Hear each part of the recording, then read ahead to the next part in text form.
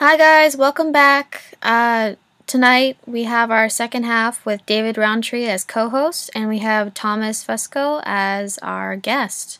Are you guys ready? They've been already chatting on the phone, so they're prepared. I'm here. All right. So, Red eye. Thomas, why don't you introduce yourself and give us a little bit more on your book, and then we'll get into the questions. Sure.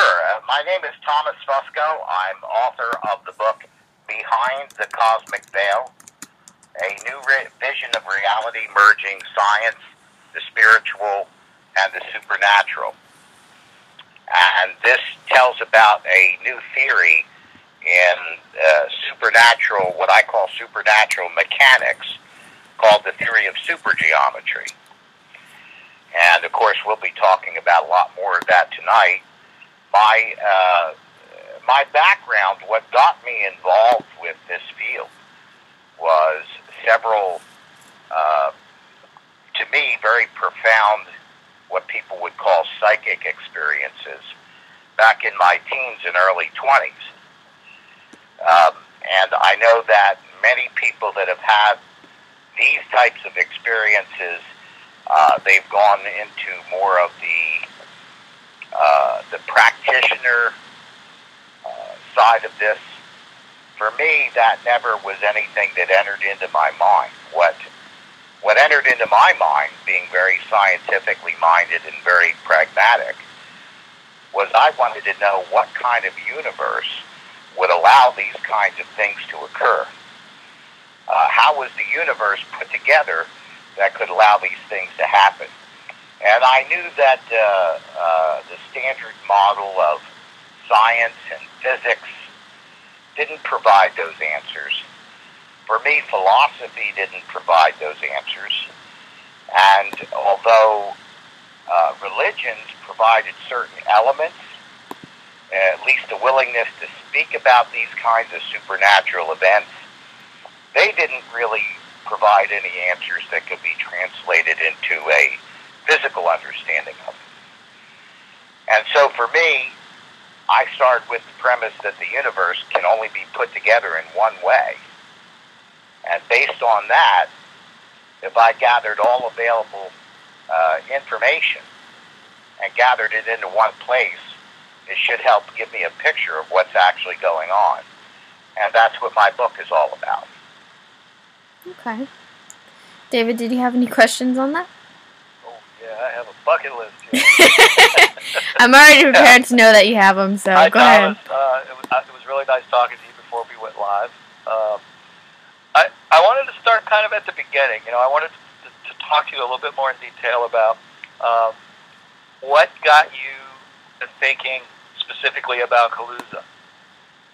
Ah, yes. Theodore Calusa. Well, one of the understandings that I came to early on was that there must be an aspect of reality that extended beyond, or at least lie outside of physical space-time. And of course, as Einstein demonstrated, space-time is defined by 4 dimensions, 3 spatial and 1 temporal. So we have physical dimensions, geometric coordinates, so to speak, and then we have time. And Einstein worked very hard in trying to find a mathematical proof for his pet theory, which was the unified field theory. The idea that all things at one time were joined into a single field. And then that field differentiated and split apart and divided into the various particles and forces and interactions that we see today. What a lot of people aren't aware of is that his unified field theory, although he was never able to demonstrate it mathematically, formed a foundation for some of the parts of his general and special theory of relativity. The idea that space was curved, it was an actual substance that was curved, and that matter and energy were 2 forms of the same substance, grew naturally from his his vision, his image in his mind about how the universe was put together. Now, what Theodore Kaluza did, he was a mathematician, and he was helping Einstein. He was basically working on Einstein's equations with him for this unified field theory. One day, Kaluza got an idea that he might try to add a fifth coordinate into the equation. And that fifth coordinate represented something outside of the four coordinates of space and time. But he tried it. And he worked it into the formulas, and he worked the calculations with it. At the very end, he subtracted this super physical element, whatever it was. And lo and behold, he balanced Einstein's equations with it. And later on in his career, Kaluza came to the conclusion that gravity itself was something that originated not within physical space-time, that it was a non-local phenomenon. In other words, the effect of gravity was not necessarily caused by a local physical cause connected to it. Right, which that actually spurned the Kaluza-Klein gravity theorem. Yes. Which I'm pretty familiar with. A couple of the problems that Kaluza had is he had this thing called his third assumption, which was the cylinder condition. And since then, that's always been considered unnatural. But what has happened since then is by doing the research, other things have sprung from his calculations, such as string theory, and from string theory onto supersymmetry. And supersymmetry actually allows for many more dimensions. One of the pet things we're looking at is the fact that time may be a three-axis phenomena. In other words, time may exist along three of its own temporal dimensions, which would explain an awful lot of things as well.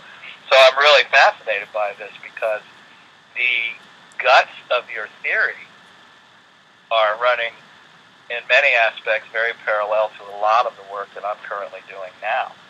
So hence my interest in exploring this with you. Well, there you go. Yeah. One of the things that I was always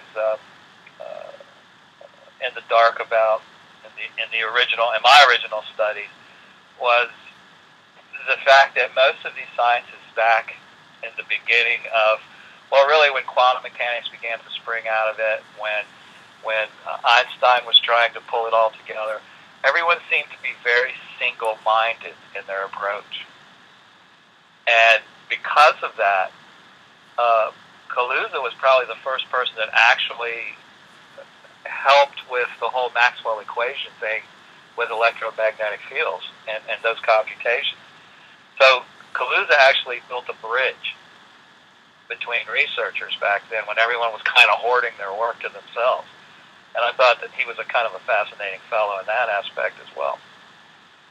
Now, moving forward, one of the things that you do is you hint from your book that you provide this interconnection with paranormal phenomena and the whole link thing. And I have to admit, I haven't read your book, but I am planning on reading it now since I've become aware of it.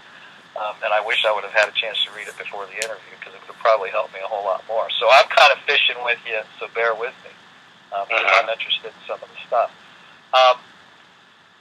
When you're talking about your mechanics, can you explain that a little bit? I mean, I know you don't want to give a lot of details of the book away. I'm the same way about my stuff. But can you kind of give us a general overview of how the mechanics may work or how they manifest? Absolutely. And I don't worry too much about giving too much of the book away because there's so much of it there. This touches on so many different subjects that most hosts and myself at the end of the interview lament that even after 2-hour interviews and a couple occasions 3-hour interviews, we just really didn't have the time to get into it as deeply as we would have liked to. But yes, one of the things that I tried to do in my approach David, was to keep things very, very, very simple. In other words, I tried not to get into any kinds of things of deeper physics and some of the more complex theories. Right. Well, I understand that it's a conceptual model, that you basically built a conceptual model and presented it in pretty much lay terms. Yes. It's like a giant Einsteinian thought experiment. Right. And of course, I tried to follow the idea that we should be able to gather enough information from basic observations to draw certain conclusions without getting into, of course, what Einstein called unnecessary complexity, which some people certainly have said that that's what Einstein would have thought about things like string theory. Yeah, it's the old Occam's razor thing. Yeah. No, we don't. I certainly don't intend to get into like Schrodinger's cat or anything like that. But no, someone needs to shoot that thing. Yeah, it is awful. But anyway, the idea that I had in mind was this: is that the universe can only be put together one way, and that was one of the premises that I started with. That we know when we look out, let's say in astrophysics and astronomy, we look out at the outer edges of what's visible in the universe. And of course that border or that boundary has been expanding as our technology has improved. We look at those distant galaxies and those distant events, and we're able to use mass spectrometry. Excuse me for a second. We're able to use mass spectrometry. I just can't say that. I have trouble with words. Oh my! Hey guys, we have a question. Let's say the movement of it, how fast it might be traveling, how far away it might be, the elemental compositions of what's out there. Based on the analysis of the quality of light that's coming from it, the spectrums of light. And so that tells me that the mathematics that works here, that we can calculate those things, must also work out there. That the combination of two atoms of hydrogen and one atom of oxygen together in a molecule at standard temperature and pressure in the presence of a sufficient gravitational field to draw those into one place will create a clear liquid that's called water anywhere in the universe that those conditions are met. And so there has to be an answer.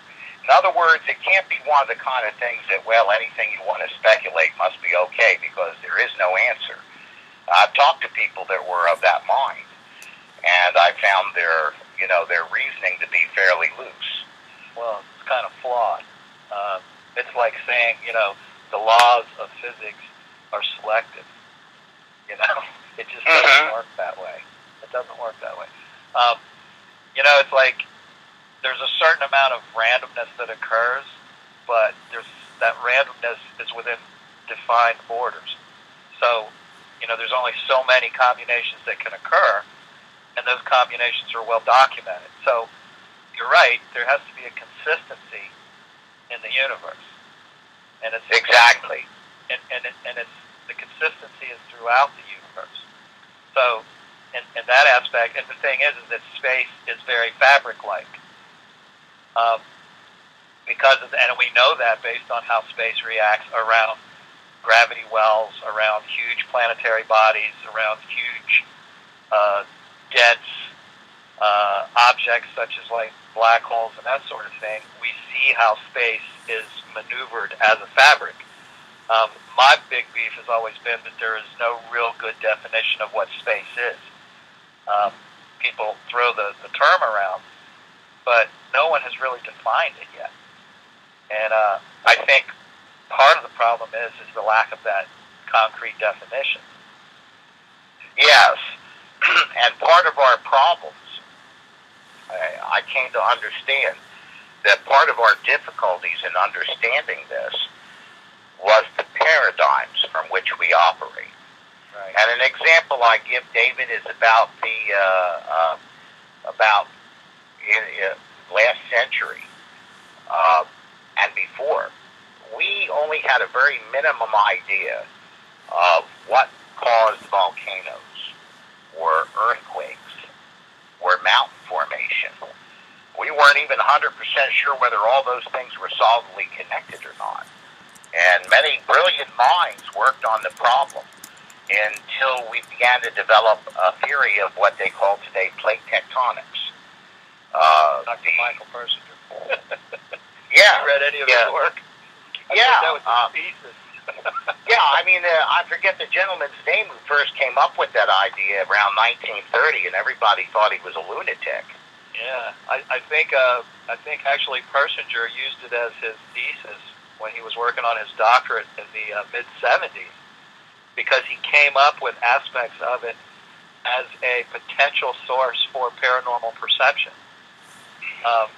and also sightings of lights, that sort of thing, due to these tectonic plates slipping and creating super low frequencies that the body would respond to. And of course, he's later gone on to become famous for his experiments in a field that he's really the father of, which is quantum neurology, where he's literally artificially stimulating the brain with different specific frequencies of EMF to create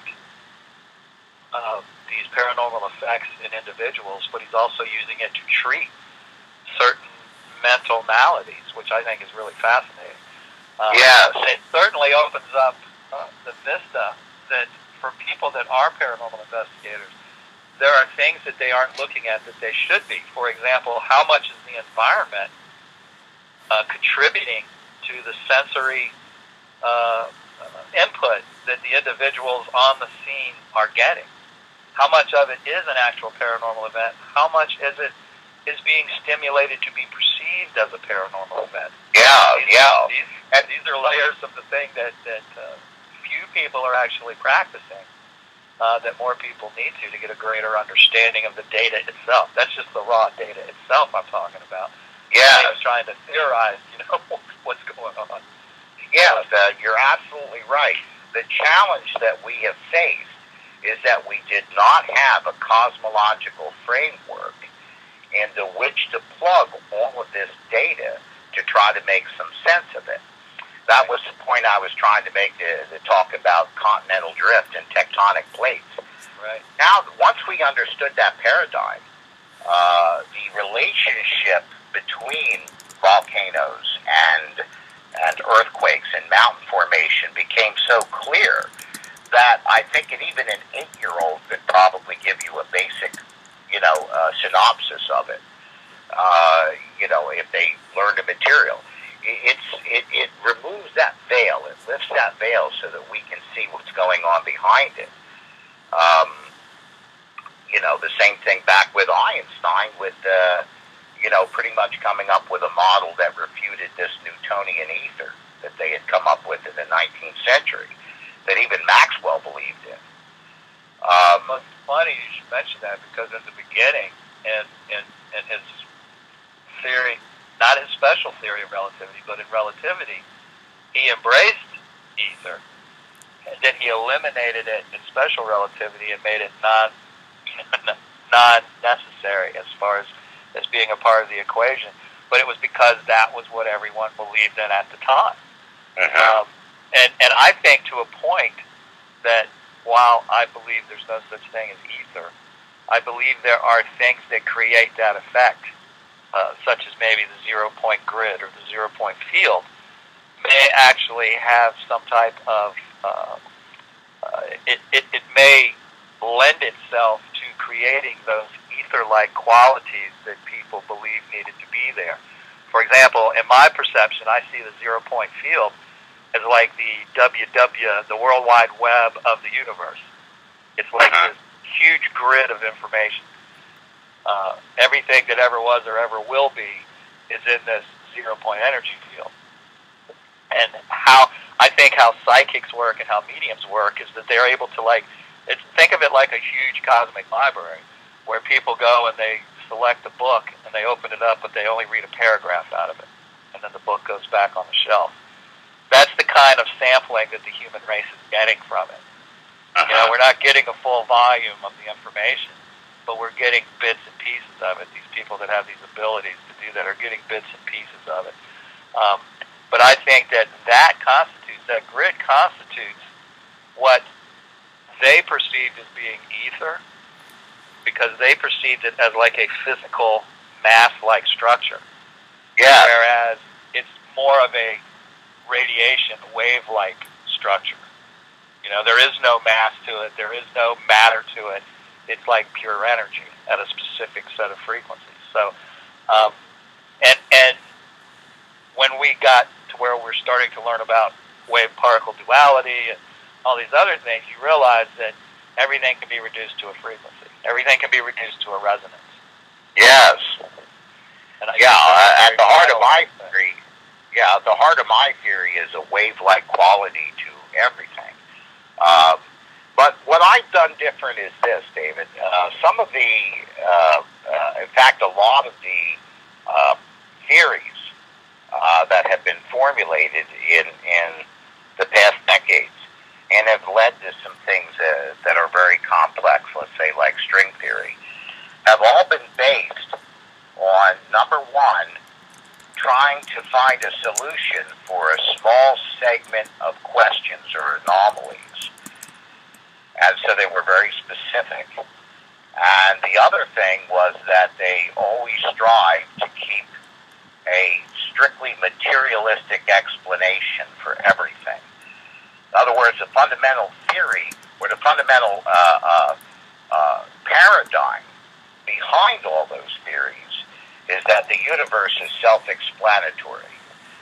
Or in other words, all the material and interactions and forces and effects in the physical universe are explainable by all types of physical causes, that there's nothing that lies outside of that physical that could be a causal effect.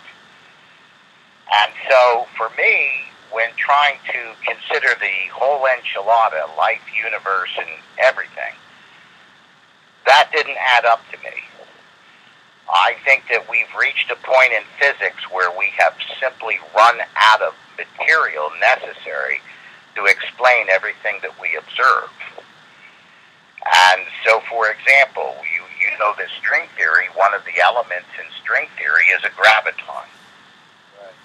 If the graviton truly doesn't exist, then string theory vaporizes. It simply dissolves. And so according to my model, I predict that there is no such thing as a graviton, that it just simply doesn't exist. The reason why we could never find it after decades of searching for it is because it just simply isn't there. Yeah, I don't believe in the graviton either. In fact, I believe that gravity is non-local. I believe gravity exists outside this universe. That's why it's such a weak force within this universe. I think it's an adjacent field. I think it permeates just beyond the veil, so to speak. Behind the veil. Yeah, exactly. Behind the cosmic veil. Part of the theory that we came up with, the wormhole theory, is the fact that there is a conduit that occurs between our universe and an adjacent universe that allows energy to transfer. And this energy is not necessarily compatible with our universe. For example, one of the things we have observed in what I call a paranormal event horizon is spikes of gamma radiation, fairly high levels, 350 millirad per hour spikes of gamma radiation. And I'm theorizing that this is because of subatomic particle annihilations based on exotic matter coming into contact with our own matter. And once the exotic matter is reduced to a certain level, the wormhole, of course, collapses, and the event is over with, which explains the cyclic nature of paranormal activity, the fact that it comes and goes, particularly with no rhyme nor reason. But we've also observed time fluctuations. We've observed gravity fluctuations along 3 different axes. not just gravity from, beneath our feet. We've noticed elevated levels of ions, which of course would be there from the gamma radiation bursts because the air is being ionized. We've noticed barometric pressure drops, which in a very localized area, the area of effect, the event horizon. We've noticed that these event horizons have apparitions associated with it, visual stimulation associated with it. It may be a result of stimulation of the holographic boundary of that wormhole. So there's a lot of things I think originate beyond our own universe at an adjacent universe that comes in and is contributory to these effects. And much of the effects that are encountered are byproducts of the conduit itself, not so much the paranormal event. And if you look at the theories behind the different aspects of the different type of Einstein-Rosen bridges, they fall into that category. I mean, the only thing in science that could explain that data in that small spot would be if some type of conduit is opening up that's allowing a slightly out of sync type of a condition to occur and to create a certain amount of craziness in that one small localized area. So, and this is actually taking from what you're coming across with and going from the data and the guts of it. And I think you're going to find that you're pretty close to the mark with what you've got going. I mean, you really are. And I think that it's going to be a work in progress. It's going to slowly modify in certain areas as the data comes through. But you're right. We're actually doing a lot of the research right now that you are predicting in your model. Yes, and that's what's very exciting because my theory certainly makes predictions about observations that your experimentation has actually found. Yeah. But there is something that I have a strong disagreement with, and that's the idea. You do. Oh yes, and I'll explain to you exactly what I mean. And we could spend many hours speaking about this particular subject first. Go ahead. Or alone, I should say. But the concept about the, things coming from another universe and bleeding into ours, so to speak. And universe, in a sense that it is as it's a dimensional construct similar to ours. To me, that goes along with this idea of the multiverse. And for me, I found so many problems with the multiverse that I rejected it as a possible solution. Have you gone over any of the equations by Dr. David Deutsch? The exact equations, I probably haven't. A mathematician, I'm not. Right. He's a physicist, actually. So you might want to check into some of that stuff. Just for, sometime when you get a chance just to look into it. Pretty fascinating work he's been doing at the University of Cambridge, I think.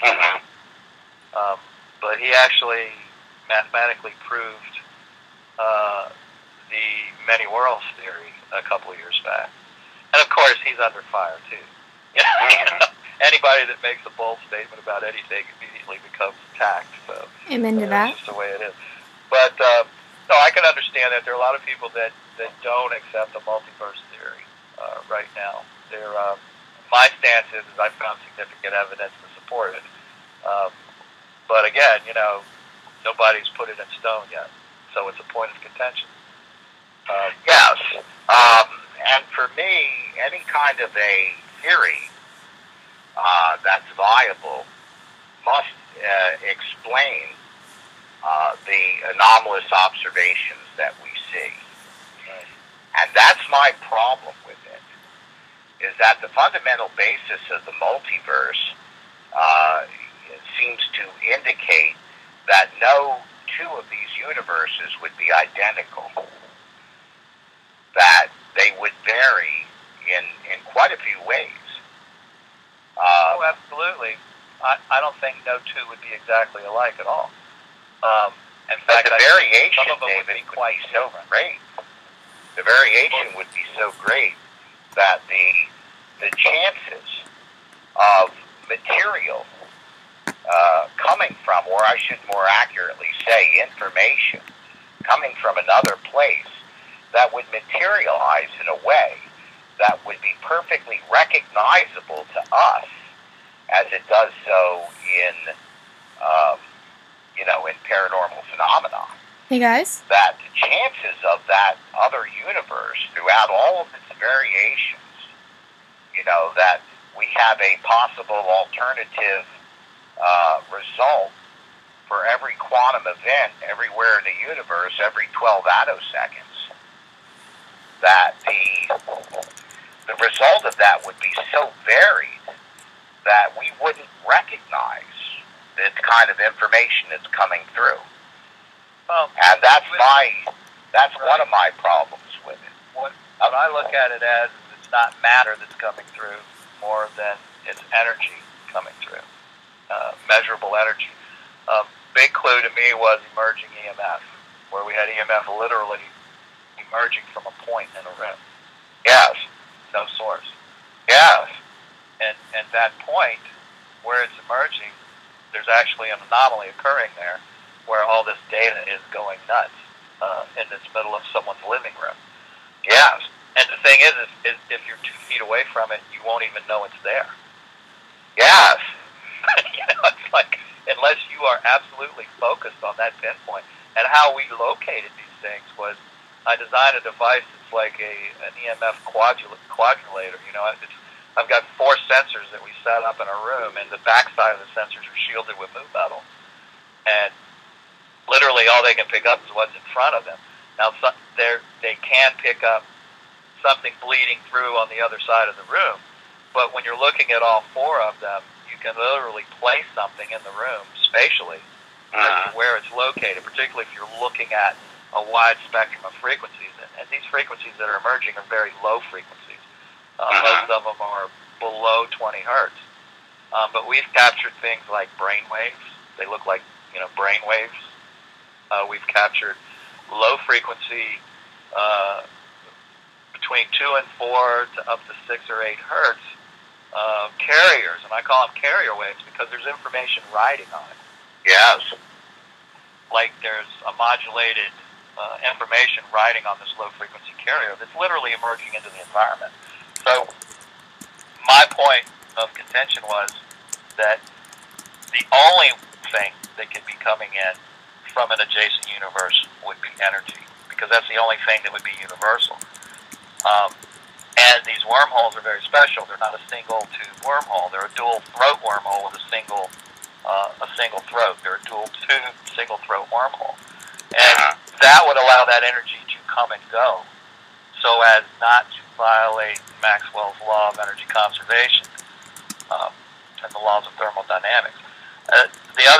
What my support is for the multiverse is the fact that we can't seem to find where everything from a black hole is going to.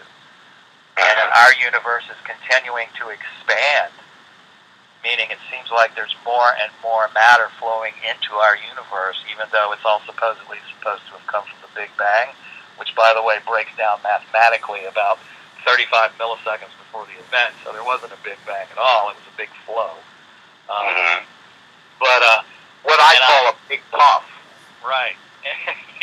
And then we have this stuff called dark flow that seems to be originating from outside of our universe. And then we have these forces that are pulling our universe that have been detected recently in astrophysics. So there's some evidence that there may be something beyond our universe. And so I'm just taking it a step further and theorizing that there could be an adjacent universe to our own based on pure energy instead of energy and matter. Yes. My point is that what I say is this: I'm working at something very elementary and very rudimentary. And to say this, I'm going to take the quintessential example of an apparition, let's say like a 19th century Victorian lady dressed in white, which we seem to see a lot of. And based on that, that information that would materialize in that type of a specific way by which we, on this side of the realm, so to speak, would immediately recognize every aspect of it, would mean that that parallel universe, where if it's coming from an adjacent universe, that the history and the laws of that universe would essentially have to be identical to ours. And that wars against one of the fundamental ideas of where multiverses spawn, which is from various different possible results from quantum uncertainty. And when you accumulate all of that together, you would have to have a universe that for the last, 13 billion years, 14 billion years, had to have essentially evolved identically to ours, not only with the same laws and the same choices that billions of people made that gave rise to the birth of this particular woman, but also it would have to be very close in time sync. Let me take you another way. Let me take you another way. What do you think the consciousness is made out of? For example, I know you're a firm believer in the law of energy conservation, right? Within certain confines. Okay. In other words, I think the laws, the physical laws of the universe, are operational within the physical confines of the universe. Okay. Now, let's take, for example, where does the energy that's the electrical impulses, the brain waves, all of the chemical, electro, neurological impulses, where does it go when we die? Does it just radiate out into infinity? Or does it maintain the totality of itself and perhaps radiate out through a long dark tunnel with the light at the other end of it? Well, here's my understanding of it. What we're talking about here, to me, is two different elements. You have information, and then you have its physical materialization of that information. So, in other words, part of the human consciousness, in my understanding, is superphysical in nature. Just like every aspect of the universe, the physical universe has a superphysical counterpart. Very much like what David Bohm spoke about in the last century with his implicate order. And so here we have a situation, let's say, for example, when we speak about remote viewing, or let's say more accurately, we're more easy to understand. Let's talk about telepathy for a minute. Sure.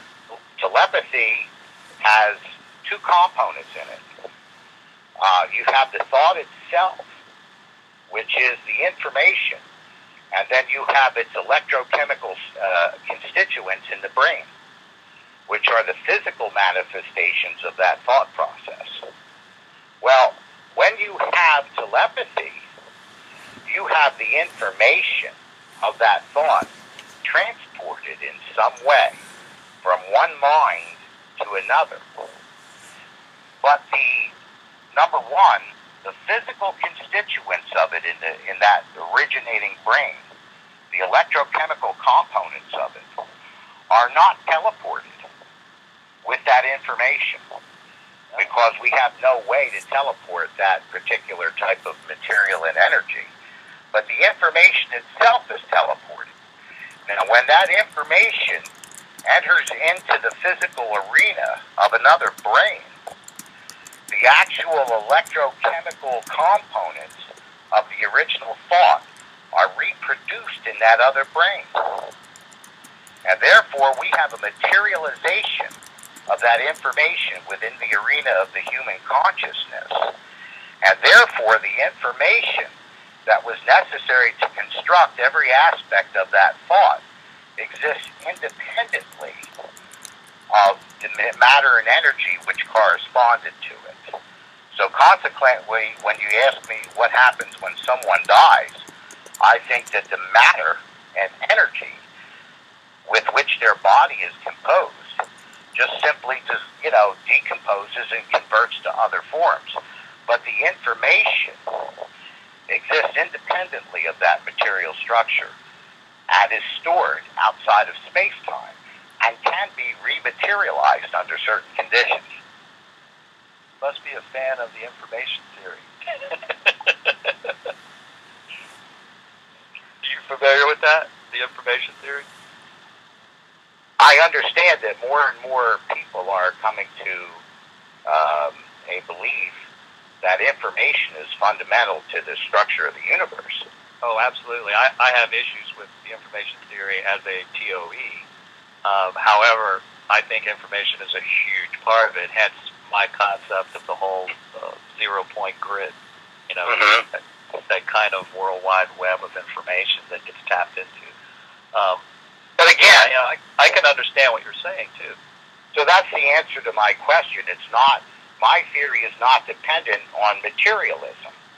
Right. And so when we're talking about, again, in paranormal sites, where we actually see the apparition of a Victorian lady, or we actually hear disembodied voices of legible English, or whatever language it is that we can understand, if that's coming from another universe, that universe would have to be virtually identical to our own, not only in its history, in its physical laws, but also in its timeline.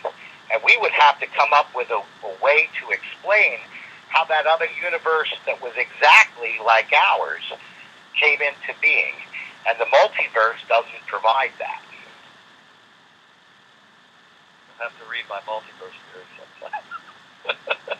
Yeah, because the whole idea, the whole fundamental concept, forget about the math for a second, because you can prove just about anything with math. Oh, sure. Absolutely. But all mathematics don't correspond to observation. Right. As Einstein said, the final test of any theory is human experience. It's one of the reasons why the quantists would very much like to discredit Einstein in certain areas. Absolutely. Einstein did say that. Yeah, here's the problem with that, though, is that the whole field right now of quantum mechanics is basing everything they're doing off of quantum being a very micro level. And yet, already in astrophysics, we are seeing macro displays of quantum effects, which is stating, for example, that the whole quantum theory thing is not limited to the subatomic particle level. It is a universal concept. It is happening on a grand scale. And if you look at our universe, everything is modeled from the largest to the smallest in very similar patterns. But this is, to go back to what we were talking about, David, with the multiverse, this is the fundamental, how would I say it, the philosophy behind it. And when I've dug up into it, this is what I found that the root philosophy behind it is, that our universe is in a very improbable state of order. It has been understood that how we got order in this universe out of the chaotic early universe is one of the greatest mysteries of physics. How a box of air, if you imagine it being a box of air with all the gases in it, in air, and have it sealed in a glass box, and if you could imagine suddenly, for some inexplicable reason, all the oxygen atoms begin to draw out from the air and collect together into one corner, so that the box now has order and structure, is a highly improbable state. And yet that's exactly what the early universe did. And so the philosophy behind the multiverse is this. We can't really get a handle on why the universe is so improbable if we consider there's only one universe. But if we throw it into the quantum arena, if we say, okay, let's say there's an infinite number of universes, or many, many millions of different universes, and each one of them are the result of a different collection of quantum results based on quantum probability, so that we have a bunch of universes to pick from, where we have universes where there's the most likely thing that occurred, and a universe that's the least likely thing to occur. Now we can say, well, gee, our universe is so improbable only because we're one of the improbable results out of many other results that happened that were more probable. And that's the fundamental concept behind a multiverse. If we follow that philosophy further, we would have to conclude that every other universe is different than our own. And given the accumulation of that difference in chemical reactions, in physical reactions, in processes, and in timeline over 13 or 14 billion years, the idea that information could come from another universe that we would recognize as a 19th century, our 19th century Victorian lady, or a sentence spoken in a language that we can perfectly understand, the idea of that information coming from a parallel universe is virtually, it's almost impossible. I would disagree. I would disagree totally. And I would tell you why, just for sake of argument. What if the life force energy that is our biological biofield, for example, what if that originates from outside this universe, from a place of pure energy? And where does that universe's energy arise from? If I knew that, I would be a rich man.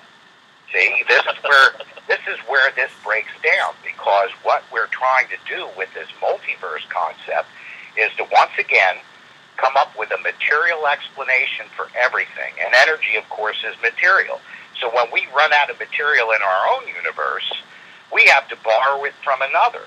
But we only go that far. We don't follow it to its nth degree.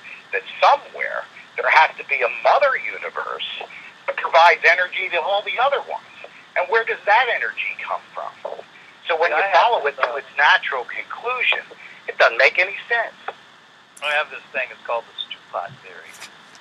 It's basically like a big pot of stew, and all the ingredients are universes, and the broth in the middle that they all move around in is this big, condensed part of exotic matter. And that these universes connect with each other on occasion and pour energy in and out of each other, energy and matter in and out of each other. You have universes that are contracting, universes that are expanding, based on this energy traveling around within this stew pot. But, I mean, we're spending a lot of time on that. We're getting off the subject of your book, which Actually, is really I have a few the reason why we're questions. here, to talk about that. Oh, okay. You want to tell everybody how they can get your book? I mean, the idea of having it... I mean, we could talk for hours, literally. Hey guys, The idea of having a specific theory that says a specific thing by its very nature is exclusionistic of all other models. Oh, sure. And so you put me in a position where I'm arguing for the sensibility of my model, and that's the relative less That's a good sensibility thing. of the multiverse model. I actually had a few questions It's if you easy guys to are say these still with me. nebulous, these grandiose kinds of ideas, but when you start picking it apart piece by piece and looking at it and say, can this possibly explain all that we observed that's anomalous? It no. just can't. Of course not. It doesn't work. Of course not. Okay, I actually have a few questions if you guys are still with me. A question from the audience is, matter cannot be destroyed, correct? And energy is a form of matter, right? So maybe energy is constantly being created and never destroyed, providing endless supply? Matter cannot be destroyed, correct? Matter and energy are interchangeable. They are two different phases of the same thing. Energy is neither being created nor destroyed. Energy can be converted. It can be altered. But we have a certain amount of energy in our universe. It can change its form. It can go from mechanical energy to electrical energy to acoustical energy to whatever, but the energy remains energy. It just might change its form. That's part of thermodynamics. It's part of Maxwell's equation. I'm not sure what that was a question from LPD. Not sure where they're going with that. I still have. What's your opinion on astral projection, both of you? On astral projection? Yes. Okay. Go ahead well, and go on. My opinion of it is this, is that everything in the universe is comprised of information. And the original source of that information, that structure, that matrix, resides outside of space-time. And the materialization of that information is what results in what we see in our physical universe. The only thing that we need is a model by which that would materialize. So, for example, in an instance of astral travel, you're talking about the transmission of information from one location to another. In other words, astral travel, I think, is a more extreme manifestation of remote viewing and telepathy. Exactly. But it's the exact same phenomenon.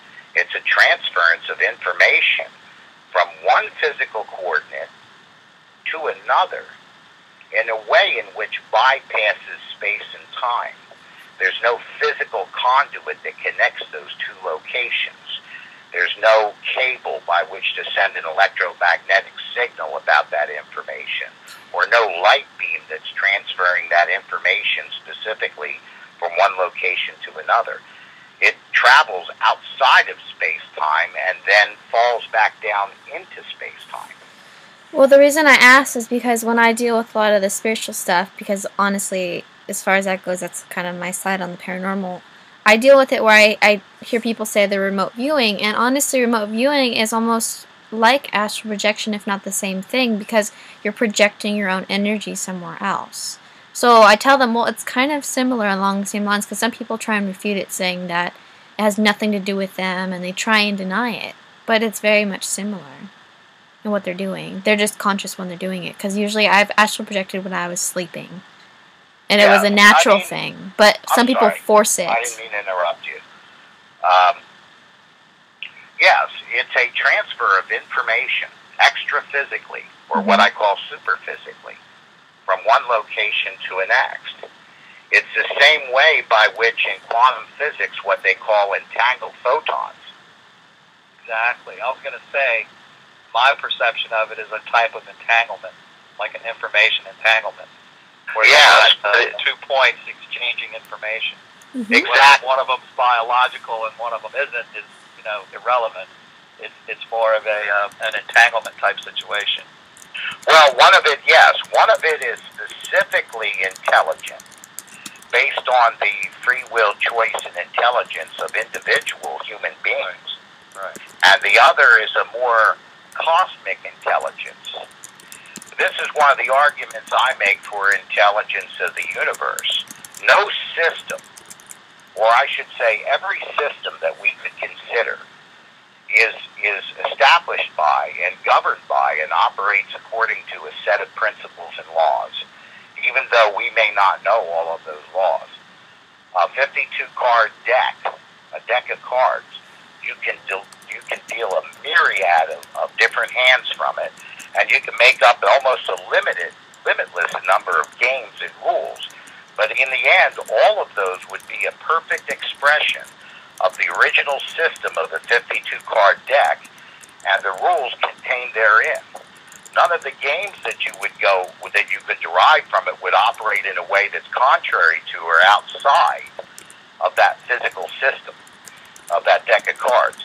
In other words, you're not going to start, dealing out a suit of daisies suddenly from a deck of cards, or you're going to have a rule to a game that grows out of that is based on a 64-card deck.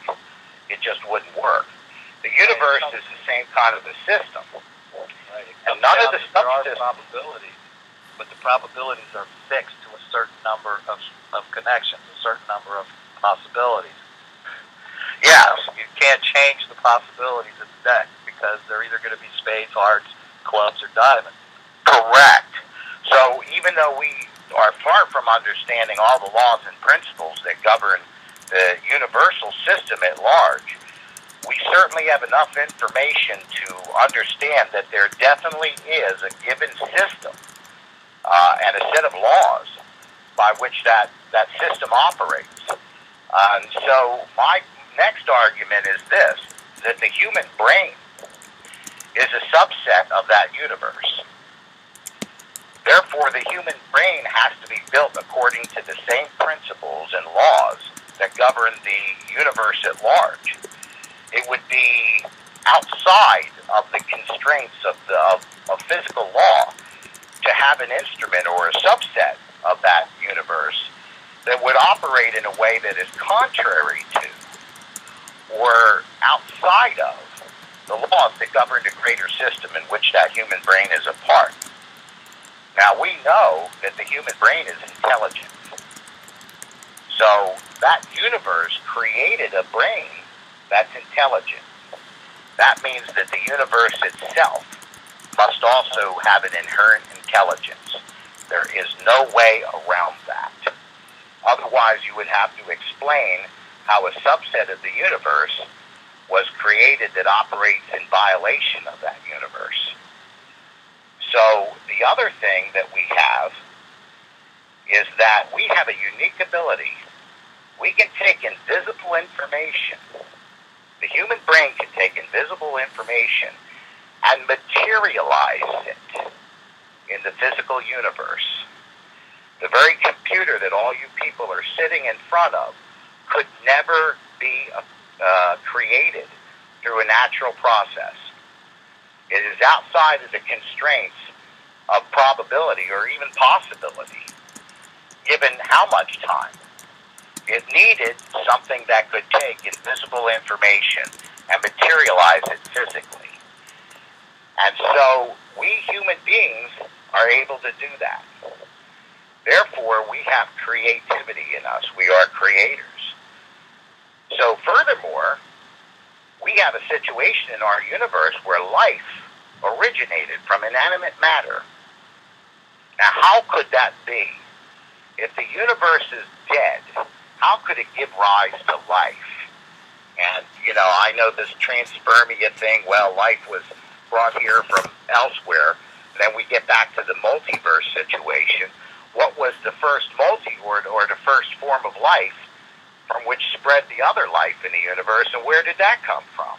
It's an endless problem with no solution. But my point is this, since the universe created life, it too must be alive. So therefore we have is that the universe is intelligent, and that intelligence is living, and that intelligence is creative. It can create. It can materialize information. And that's part of my theory as well.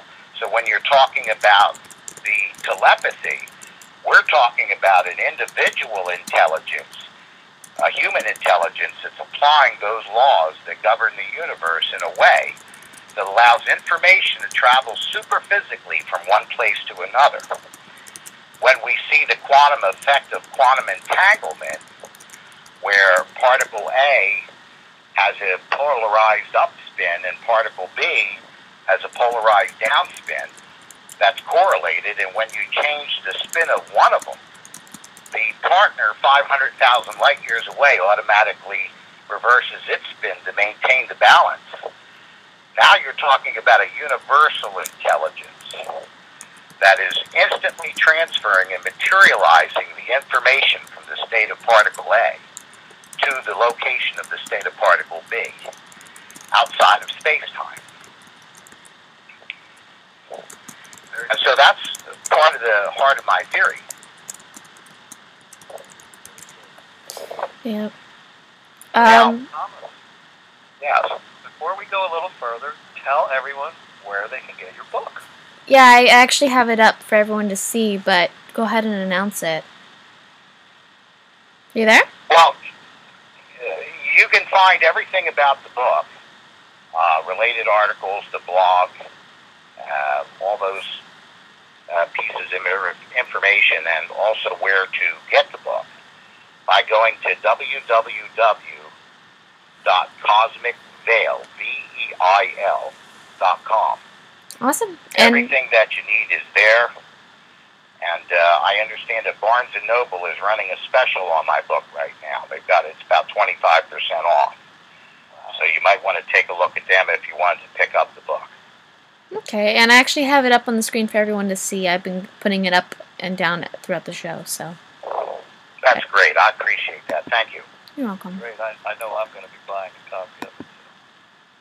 Can we talk a little bit more about gravity? Absolutely. Sure. Before you do, actually, I had a couple questions still on the energy side of things. Have you ever read the book or studied under John C. Pericos? He wrote Core Energetics. Based on your opinion on astral projection and other things that are spiritual, I think you might find it fascinating with your work. It's a bioenergetic analysis. He founded the institute for it, and there's a lot of different theories that he also holds. You guys might like it. I'm not really familiar with the person's work, but I'm not sure what the specific reference in his work is, the specific placement in his work for bio-generated energy. You mentioned, is that what they were talking about? He has. Okay, basically his book is Core Energetics, and it's developing the capacity to heal, and it talks about the different energies that people emit and their auras and things like that, and how to explain them and what they look like and how you can conceive certain theories. He's got the Core Energetic Therapy, so it has to do a lot with healing. He co-founded the Institute of the Bioenergetic Analysis with Alexander Lowen. They're both MDs. They seem very interesting. It just seems up the alley of some of those topics if you are going to get into the spiritual side of sciences. It would be a very interesting read for you. Because it's a psychosomatic thing. What I would say is this, is that it sounds like that research and that work is being done with what is physical, so to speak. Yeah. In other words, they're talking about the physical processes of the human body and what type of energy auras or fields or however else you might want to call it. Yeah, he has insights of modern physics, which have a lot to do with what I think you were talking about earlier about that stuff. Modern theory? Modern physics and integrating the physical, the mental, and the spiritual experiences with modern science. Yes, I'm not familiar with it, like I said. But again, if they're basing it on those kinds of things, what I argue is this, that any theory about the state of the universe, about the origins of the universe, and about the operation of the universe, that strictly confines itself to a material solution, i.e. matter, energy, and the dimensions in which it occupies, is deficient. Well, the reason that I mention all this, too, is because I come from the aspect of psychology and spirituality and religions and studying of all the historical parts on that aspect. With paranormal, too, there's a lot of reasons that paranormal happen outside of just basic, scientific theories. There's reasons about the person itself and how they manifest it in their mind. So, like, if you study this about stressors and things like that, a good example is Dr. Selye. He wrote The Stress of Life, and also Dr. Paul Ekman created the system that I personally didn't know about until about 5 years ago. And I found out that I was what he states in his theory to be one of the naturals, which is a rare percentage of people that aren't the scientists that come in knowing the system already without being tested. And it's the system of studying the behavioral analysis of facial expressions, body language, and vocal analysis, which I tie a lot into the paranormal when I do cases. So a lot of investigators, they do the scientific and the tech. What I do is I go in strictly with my own, I guess you could say, my own arsenal of just using the psychology of it to figure out why certain things happen in manifesting energies. And then tying in the supernatural. And your theories about all that stuff, I'm just bringing up some new sides to it.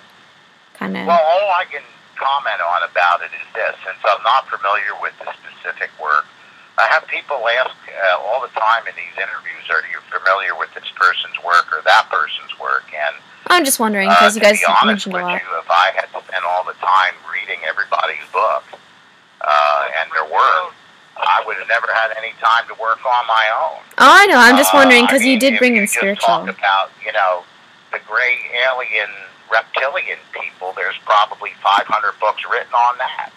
Well, the reason I mention is because of this. The point that I would say is this. What is psychology? Psychology is a way that we describe, on some level, a portion of the way that the human brain operates. What is the human brain? It is a subset of the universe. And since the human brain cannot operate in a way that's contrary to or outside of that greater system, then psychology indeed has a physical representation. It has a physical constituent. The human brain works in a way that is consistent with the laws that govern the very creation of the universe itself. Well, it ties into why we have, like, for example, health issues. A lot of the health issues, knowingly or not, can actually be produced by the psychological issues and traumas that you go through. And it's the same thing with the paranormal. When people talk about legends and stuff, they can actually induce some of the energy that's going on, or they can create the hysteria that causes it.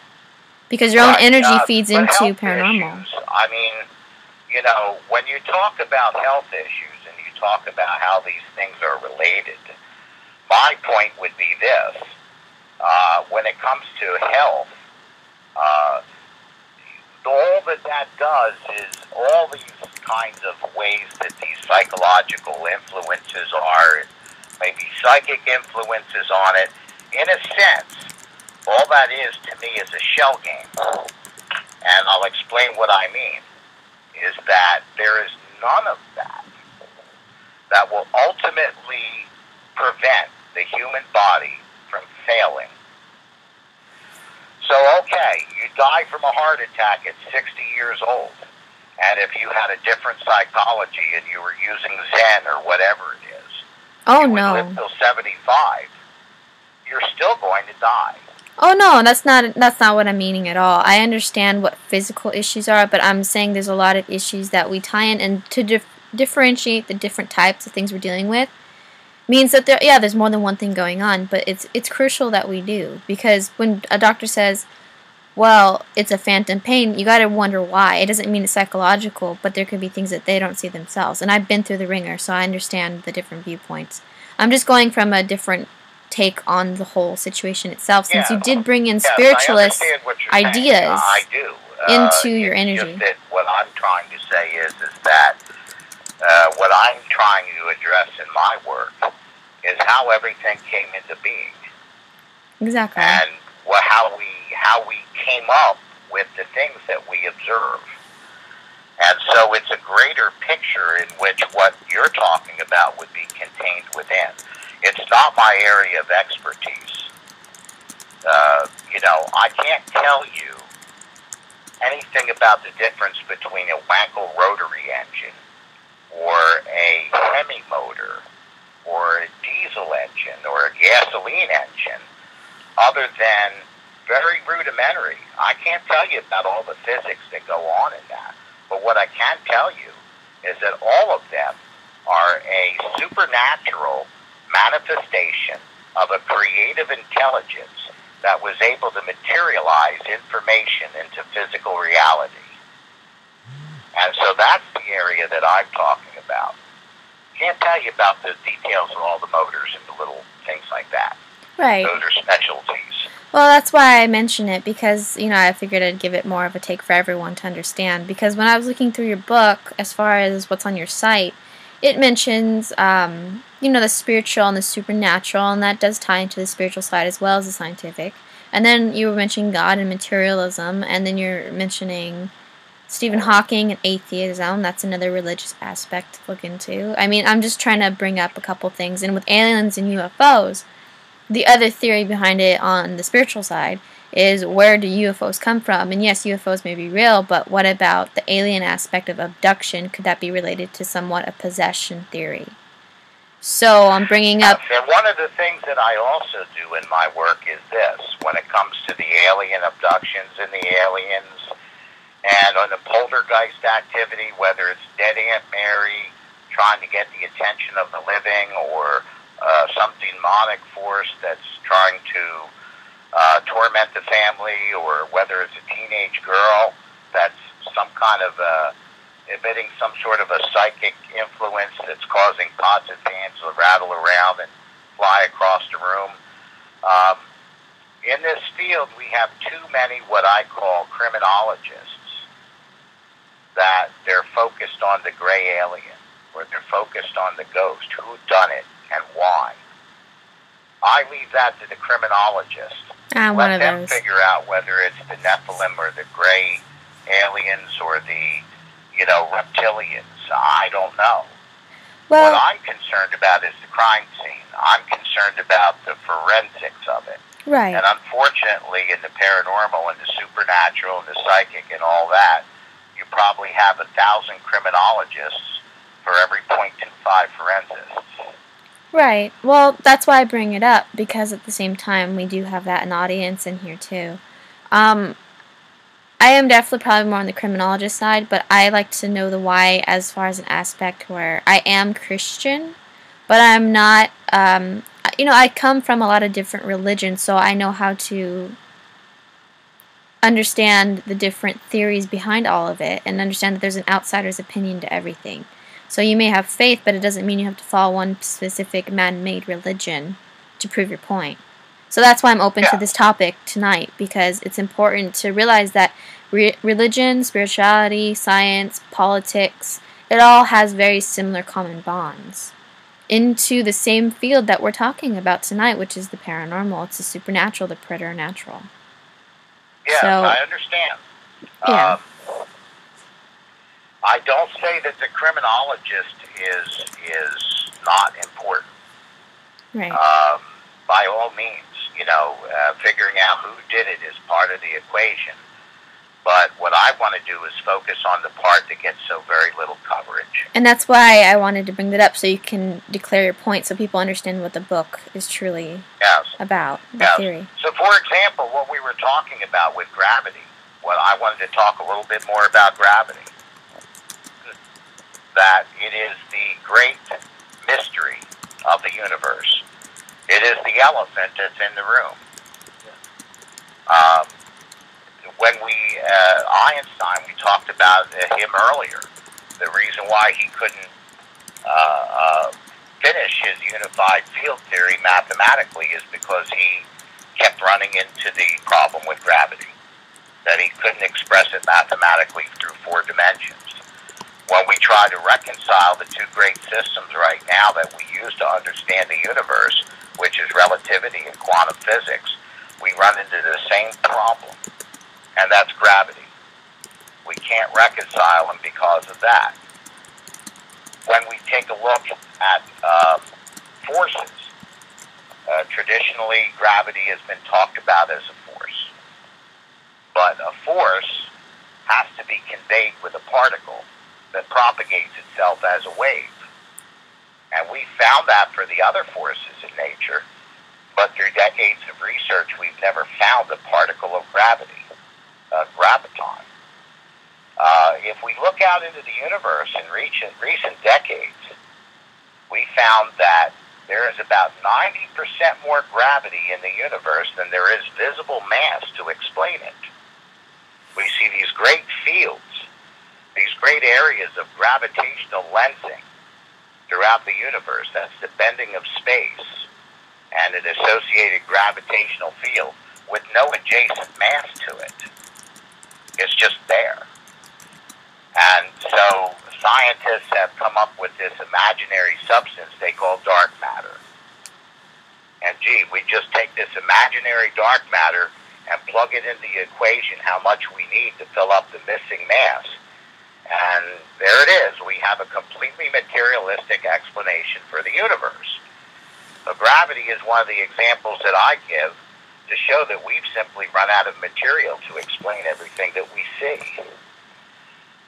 If you remember being taught in school, you were taught that gravity is the force that drew all the different heavenly bodies together, drew everything in one place and created galaxies and stars, and, planets and solar systems.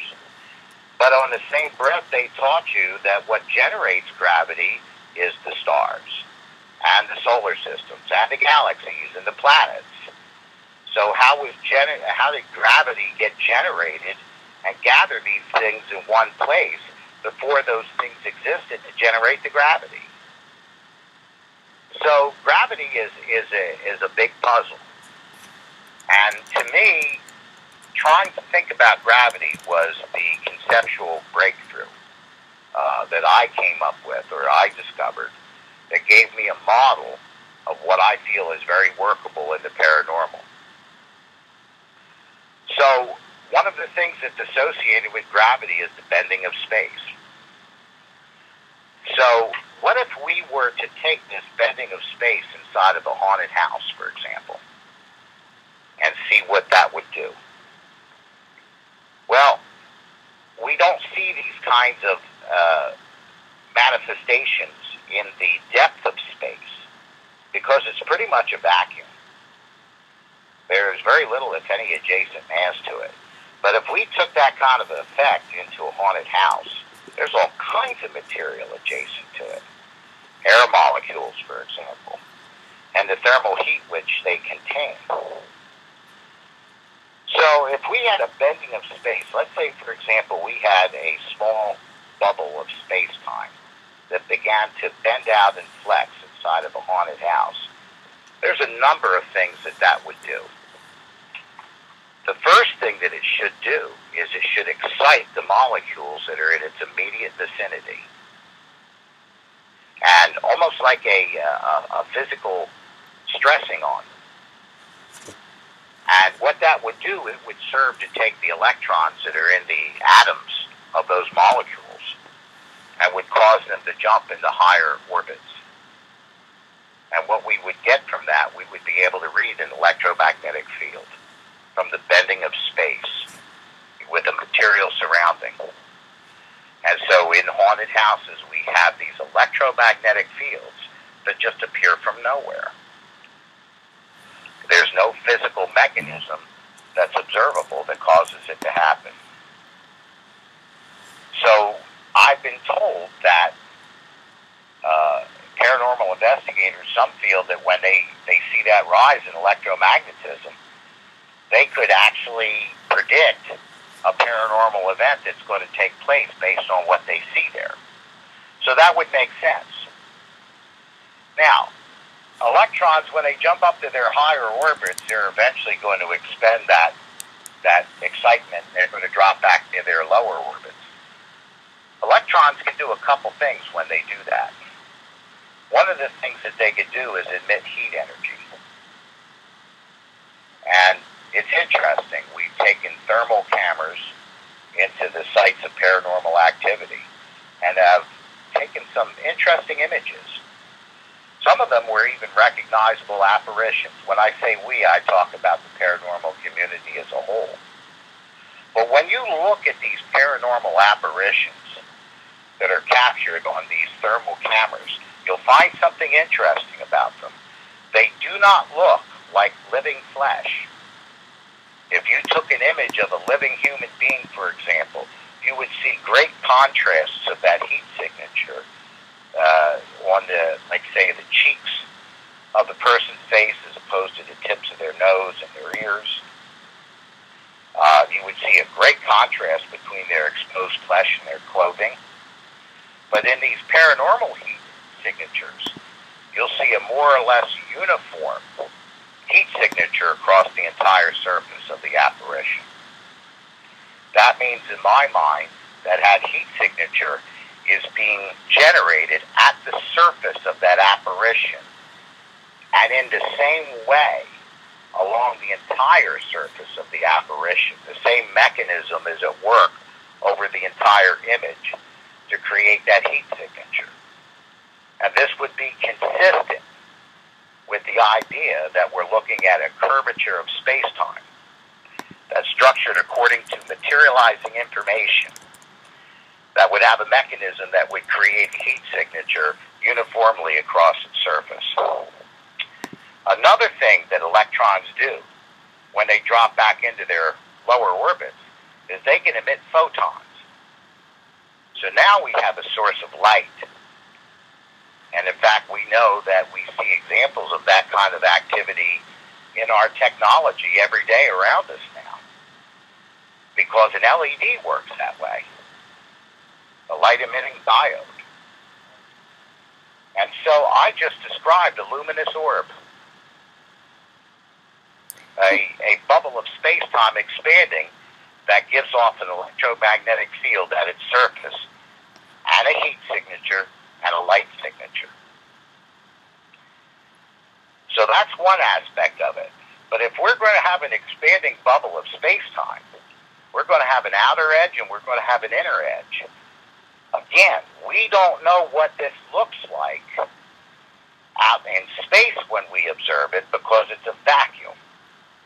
But if it happened within our region, just like you were saying, David, where you know this phenomena that somebody 2 feet away might not even experience, and yet all kinds of things are going crazy at a particular point. Right. One of the things that would happen is that we should expect there to be some sort of a vacuum inside of that bubble. And as that bubble, if it expanded very, very slowly, if that fabric bent ever so slightly, there would be sufficient time for the laws of equilibrium to take place where the surrounding material and the thermal energy in it, I'm talking about the air, would flow into that vacuum very gracefully. And the effect would be almost unnoticeable, maybe immeasurable, except by very fine instrumentation. But if that bubble expanded rapidly enough, it would be like opening your front door on a cold winter's day. You would get a vacuum, you'd get it inrushing, and one of the things that you would get, temporarily, would be a cold spot. Can someone explain to me what the quantum tunneling is?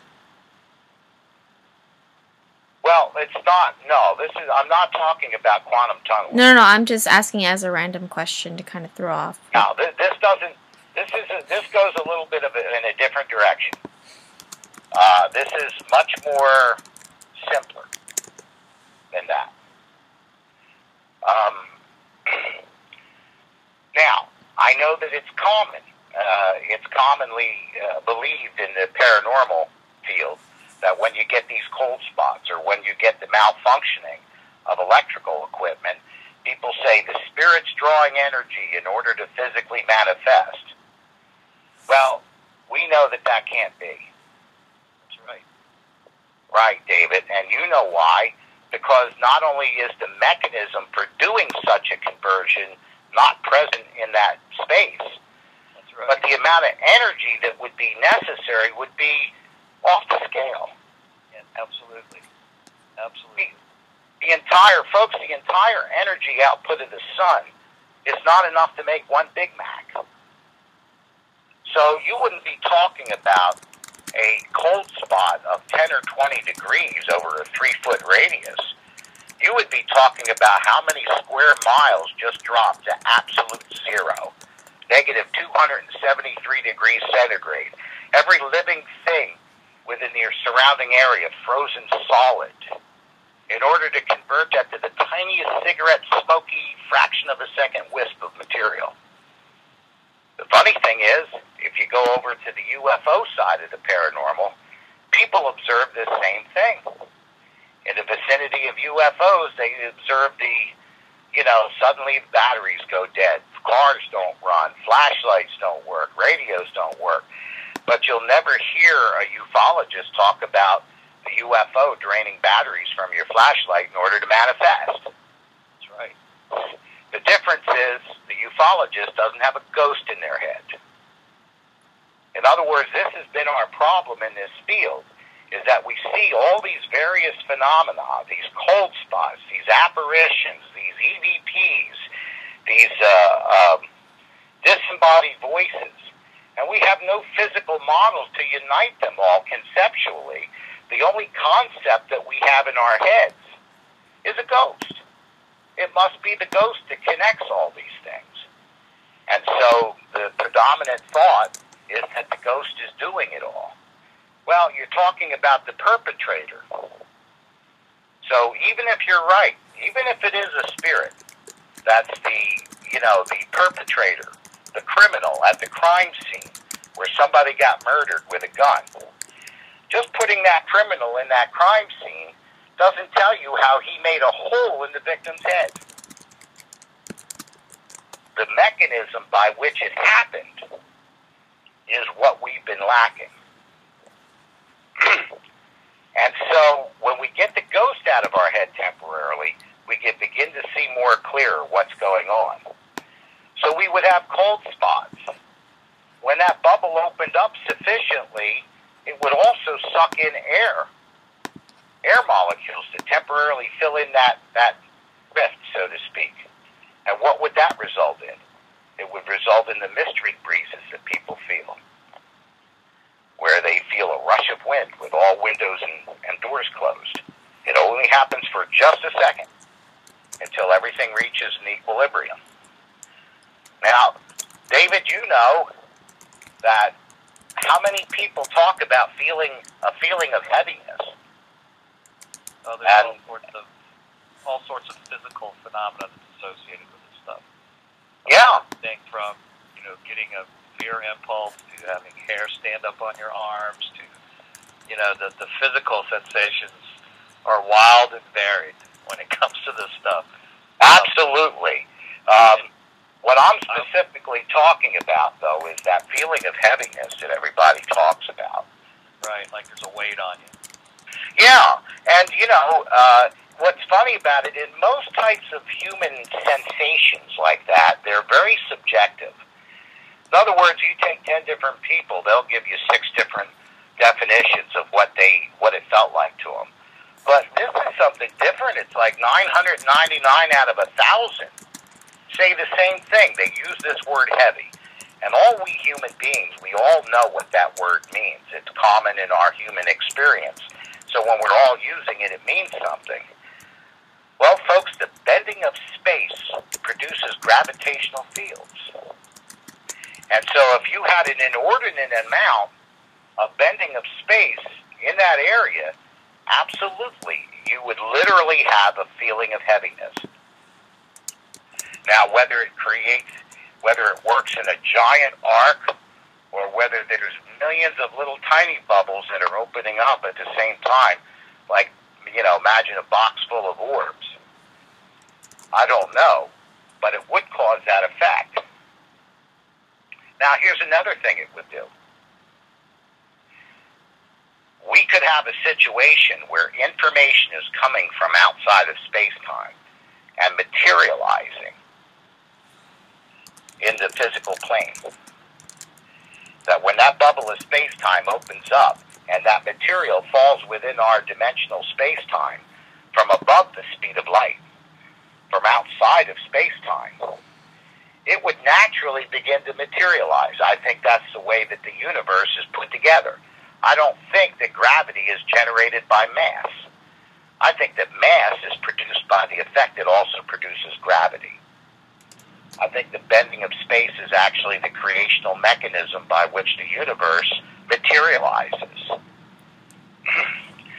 So we have that kind of a shape. So when we see the Victorian lady, we have that information materializing within a bubble of space-time that expands slightly, and it takes on the shape of the information that it falls within it as it begins to materialize. So that's an apparition. Now, here's what's cool about this so far. I've taken a single simple model and I've given a conceptual idea how that same model would produce all these different kinds of effects using the same mechanism. Let's talk about EVP. Imagine, instead of the information about a Victorian lady materializing within the curvatures of space-time, within a space-time bubble, that bubble is being shaped by information that would be something like, how would I say it, a coherent, living, intelligent collection of information trying to speak, trying to say language. We could have two possible effects. If that bubble conforms itself to the shape of that information and that intelligence tries to speak, that surface of space-time is going to vibrate. It's going to vibrate just like a diaphragm. Now, based on the frequency of that vibration, we could have one or both of certain phenomena occur. The first thing that could happen is that that fabric of space could act like a diaphragm. And it could vibrate in such a way, in an intelligent way, that agitates the air molecules around it. And it vibrates the frequency and amplitude of those air molecules the exact same way that a set of physical vocal cords would. And so you would hear a disembodied voice coming out of nowhere. And the thing that's making the air vibrate according to that sound is the actual fabric of space itself that's vibrating according to the information that's materializing in it. What's the frequency of the vibration? Paraman wants to know. I'm sorry, I didn't hear you. What is the frequency of the vibration that forms the bubble? Paramon wants to know. That I don't know. It's just like for centuries, many of us understood that human flight was possible. We just didn't know how much force was necessary and how to shape the wings of such a craft to make the flight possible. This is in a very primitive stage, and I'm not an engineer like David. I can't do experiments like he does. This is one of the important reasons, David, why I wanted to talk to you. I just wanted to interject something real quick here. Your bending of space concept would certainly offer a viable explanation for audible voice phenomena. Oh yeah, but yes, but it does something else for us too. Remember when I said that the flexing of this space would produce an electromagnetic field? So if we have that surface of space-time that is flexing and acting like a diaphragm, at other frequencies, again, I don't know which frequencies it would be, but at other frequencies we would expect it to oscillate the electromagnetic field that it's generating in this very same type of a frequency and an amplitude. And that electromagnetic field would be able to be inducted into the copper coils that are attached to the diaphragm of a microphone on a recorder. In other words, there wouldn't necessarily have to be an acoustic effect against the diaphragm in the recorder's microphone. The oscillating electromagnetic field would affect the coils that are connected to that microphone directly. That is how EVP is created in a recording device. It is directly induced through the voice coil of the microphone. Yeah. This is why, I just want to give a little example here. This is why that a dynamic microphone gives you the best results when you're trying to collect EVP. If you use a condenser mic or an electret mic, it is deaf to EMF. So you will not get EVP. And if you do get a voice with those microphones, it has to be acoustical energy. Yes. So at certain frequencies that we would actually have either an audible voice that would be recorded audibly and would be heard by people. These would be the instances where people actually hear the voice with their ears. It's also recorded on the microphone. Right. And then we would have instances where we would have something that is not audible, but would induct itself electromagnetically directly onto the coils of a microphone without agitating the diaphragm itself acoustically. And so we would have an instance there where we would pick up a recording where no one actually heard the voice. And theoretically, according to my model, you could get a vacuum jar and put a recorder in a vacuum jar and suck all the air out of it, and you'd still be able to record an EVP. Yeah, you can. I did it in 1976. There we go. There we go. And the beauty of it was that the vacuum destroyed the diaphragm in the microphone. Yes. It separated the diaphragm from the coil. Right, but that vibrating fabric of space, that swelling of space that's vibrating according to that materializing information, is causing an electromagnetic field that oscillates in such a way that when it imposes itself upon these copper coils, that actually transfers the pattern of electromagnetism into the recording device so that you would hear a voice. It's intelligent, and it's electromagnetic in nature. Now, the other thing that this would predict, this model, would predict that we know that light in a vacuum travels in a straight line at 186,000 or whatever miles per second, and that light is a form of electromagnetic radiation, and that the speed of light can be affected by the material through which it's passed.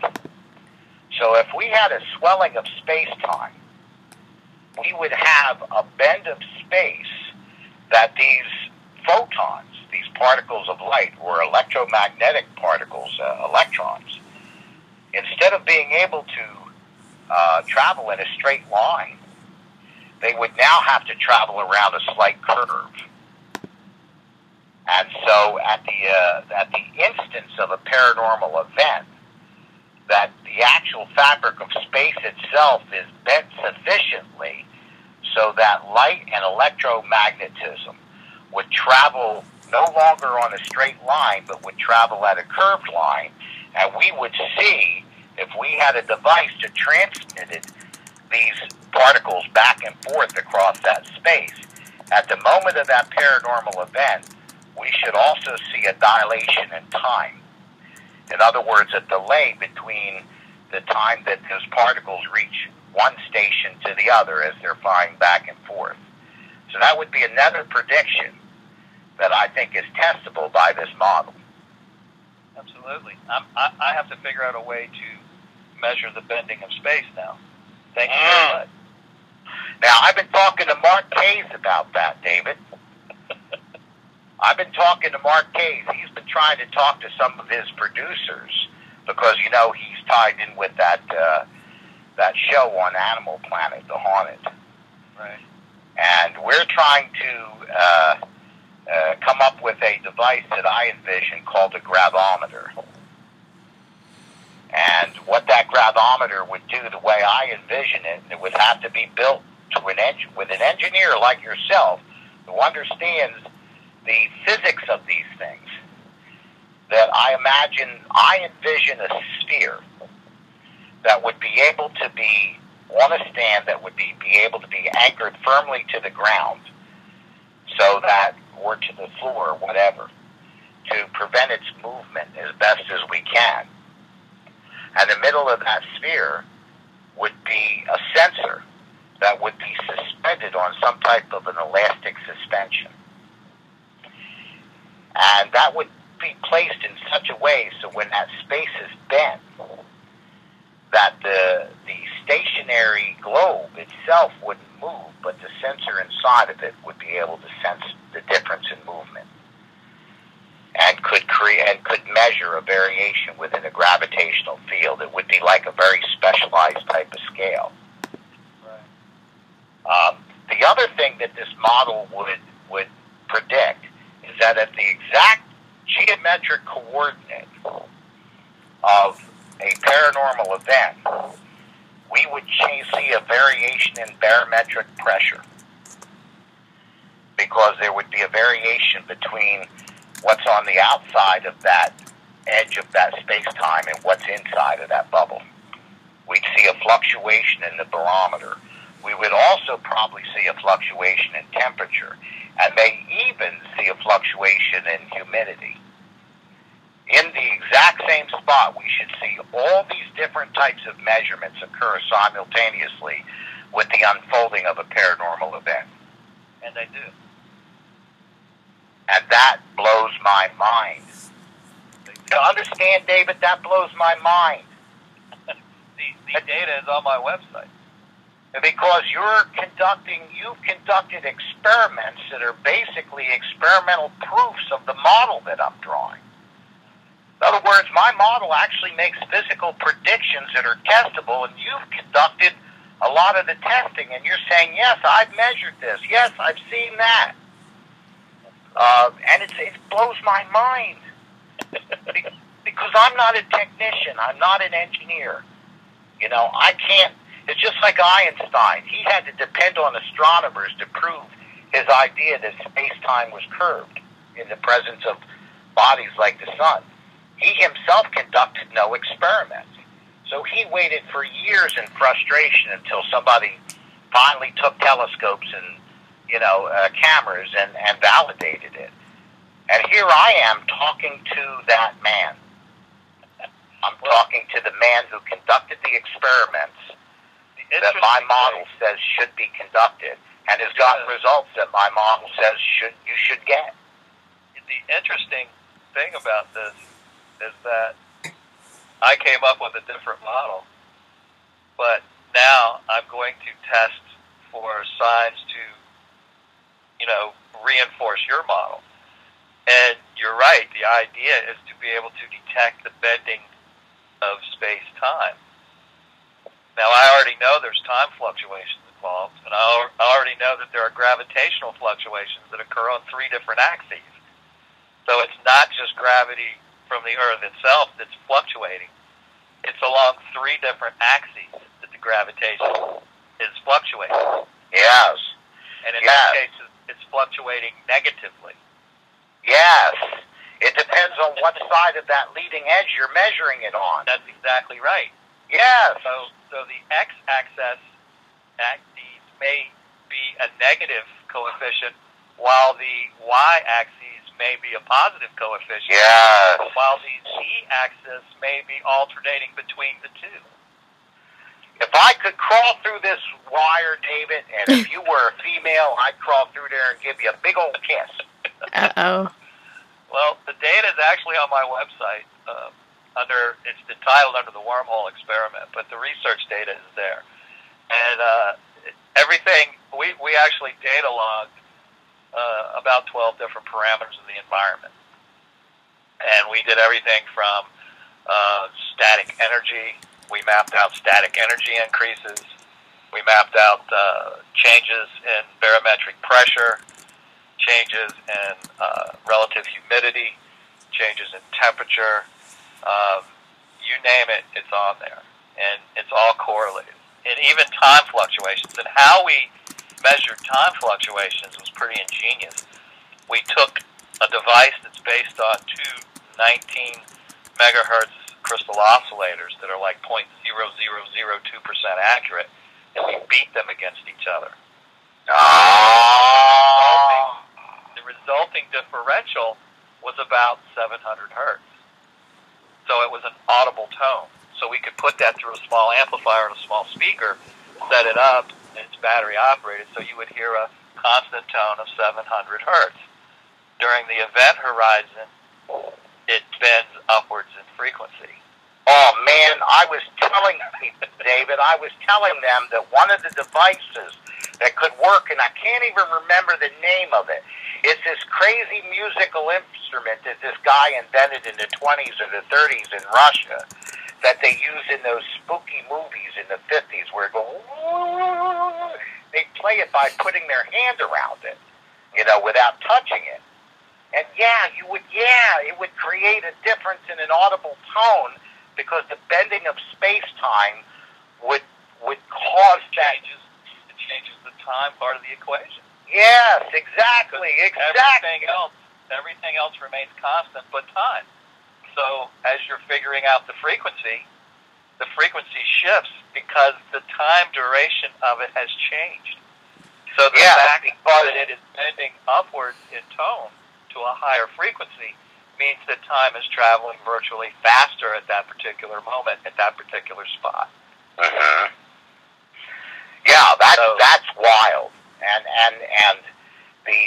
of course, according to my model, the geometry of space is also changing accordingly, because I'm following the old conventional Einsteinian model that space and time are intrinsically linked. So the point that I'm trying to make, David, this is where my theory sometimes clashes with other people's. In that, okay, let's say all these are given and all these we can agree upon. Then comes the problem of what is the source? What is the cause of these effects? Exactly. And for me, these effects explain sufficiently all of the electromagnetic effects that we record and observe without the need for an extra universal source of energy. So to me, it's not energy itself that's coming from somewhere else. The energy itself is actually being generated on this side from the manipulation of the space-time effect. Now, what this means is this. This is where it gets crazy. Because according to my model, if we could artificially bend the fabric of space and inject within that bend information, we could materialize that information. In other words, what we do normally with our human brain and our hands and our body that's connected to it, that we take information that's non-physical and we can convert it, we can materialize it into its physical counterpart in the real world, like the telephone I'm holding, the whole manufactured world around us. If we understood this principle, we would not need the intervention of our hands. That we could literally materialize reality directly from the effects of the way that the human brain operates. And that's crazy, man. That's like that. What I call that cracks the cosmic code of creation. The only difference is that in my model there is no parallel universe. There's too many problems with that, and we don't need to steal material from that other universe to add into ours and account for how their material and energy disappears in their universe, and how the 19th century Victorian lady starts fading out from their universe and starts appearing in ours. That this body of information is like David Bohm's implicate order, that it's there, that it exists as a superstructure of our physical reality. We don't need to go search for it in other universes. And it would explain things. Somebody was asking earlier about the conservation of matter and energy, and I said that only applies within the confines of space-time. Once we get to the outer limits of space-time, which is at the speed of light and above, those physical laws fold in on themselves. They actually collapse. So for me, when I think, let's say, for example, of the miracle that was talked about in the Bible about Jesus feeding 5,000 people with all these loaves and fishes, what I think of is this, that I take it literally, that he did not multiply thousands of loaves and fishes from those same 5 loaves and 2 fishes. He fed 5,000 people, and they didn't count women and children, so we have to assume it's over 10,000 people. with the same 5 loaves and 2 fishes, with the same exact ones. And if that's the case, then what we're talking about is a physical object being in many different geometric coordinates at the same coordinate in time. In other words, all we've done is collapse the dimension of time, but not the spatial dimension. And so consequently, the laws of conservation are not broken because nothing new has been created. It's all the exact same stuff. Have you ever heard of spin networks within the quantum gravity theory? Quantum gravity, I've read about quantum gravity. Yeah, the loop gravity or quantum geometry. Is the proper term for it. Not after Mike loop, right?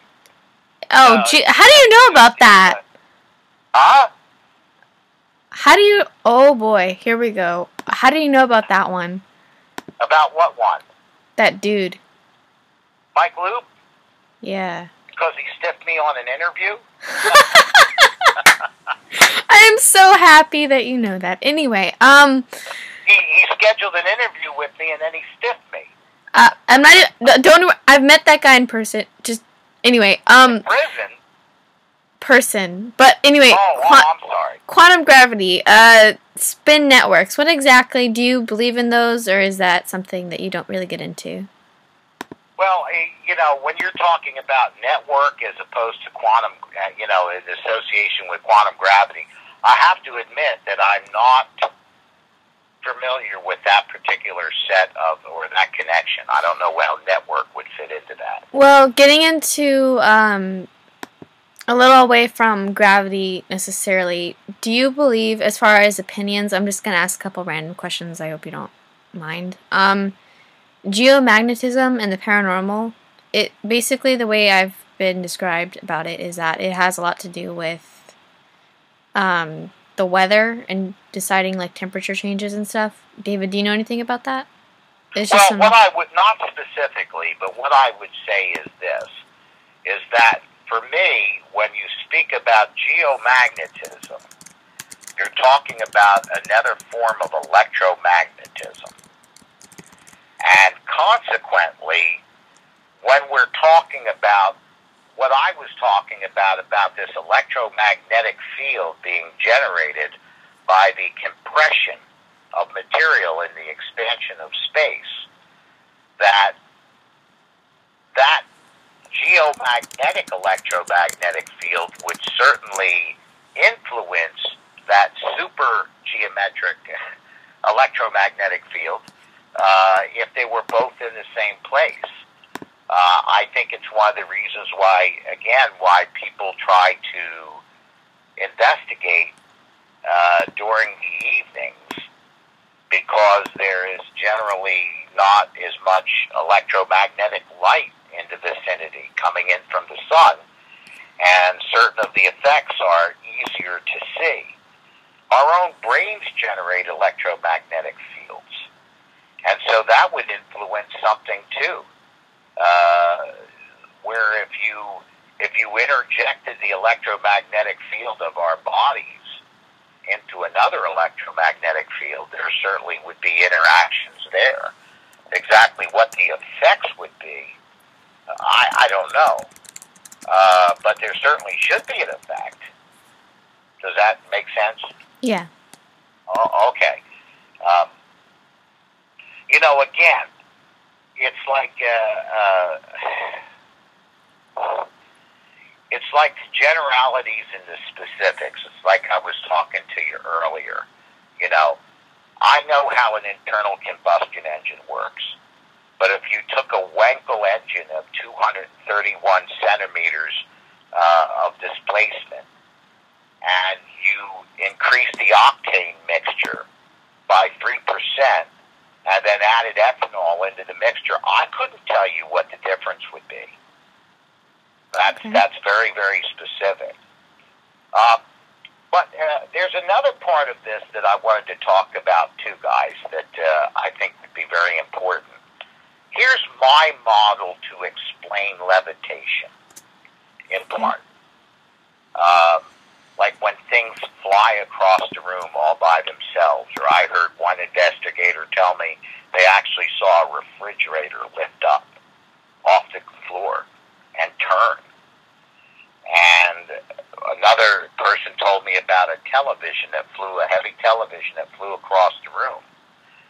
That, to me, clearly the mechanism by which the energy sufficient to move those things, the physical energy sufficient to move those things, is not present in that area. The physical mechanism that would actually generate that energy and direct it to move a refrigerator just simply isn't there. It's just not there. But picture this.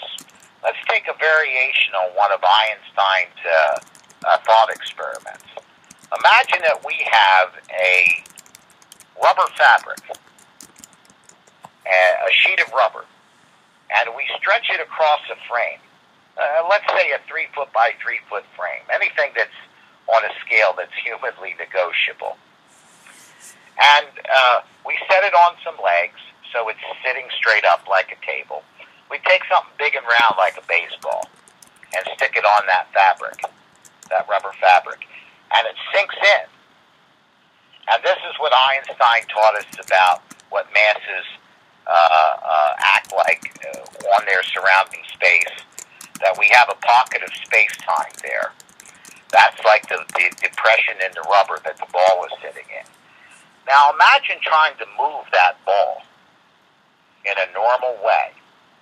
So let's say, for example, we're going to take something with our hands, a device with our hands, and pick it up in our hand and try to move the ball with it. Let's say we take a feather. And I'm doing this by way of helping to conceptualize it. You could probably push that feather up against that ball all day long, and it's not going anywhere. There's insufficient structure in that feather to transfer the energy from your hand to that ball. But let's say you picked up a stick.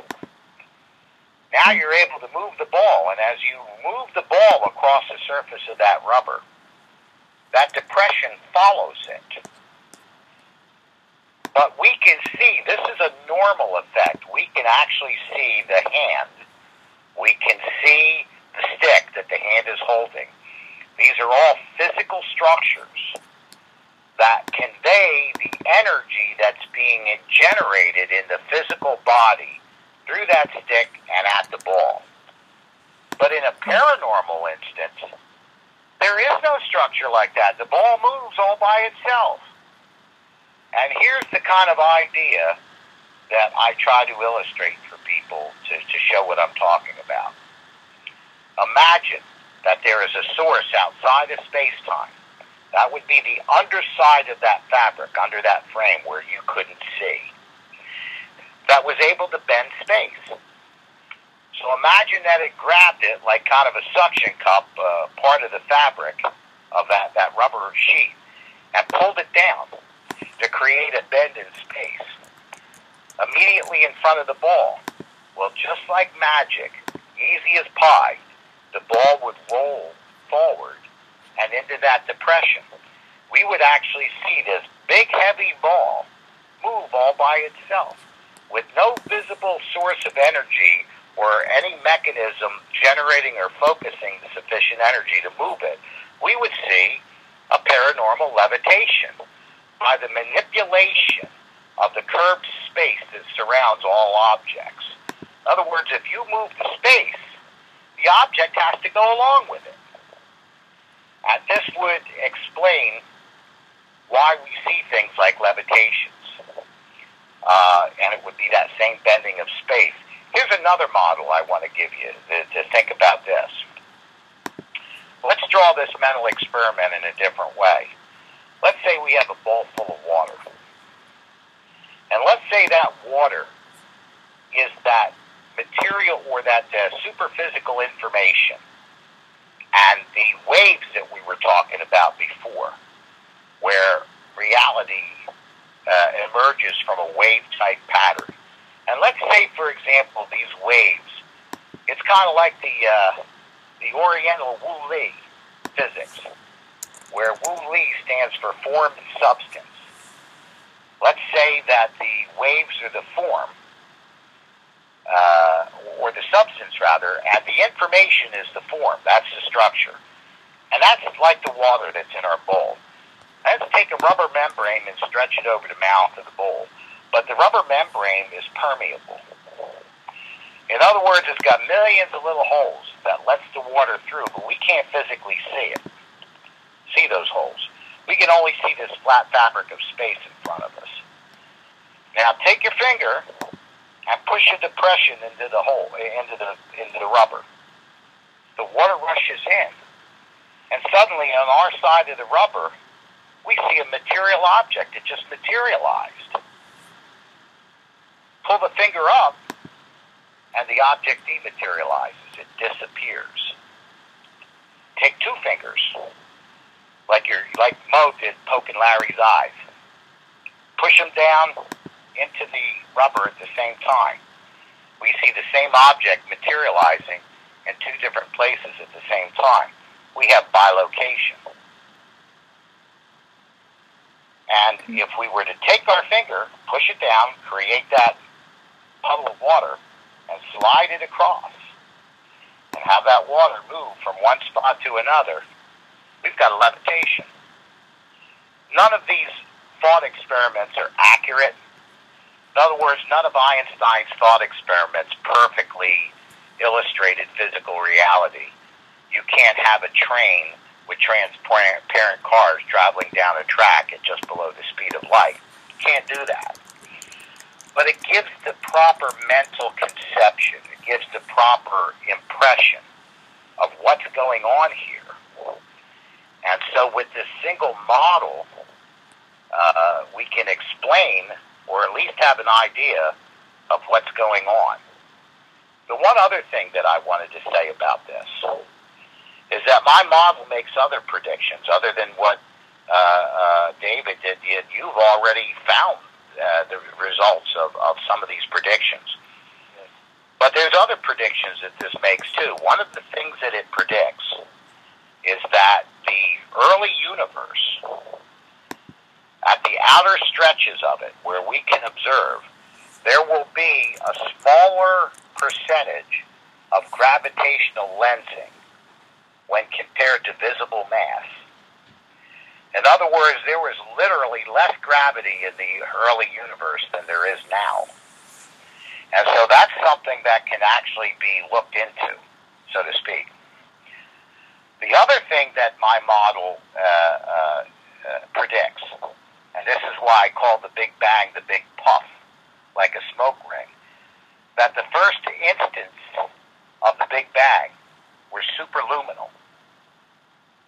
That reality that the physical universe only materialized into light speed and below light speed, where it actually was able to materialize after a certain point beyond that center singularity event.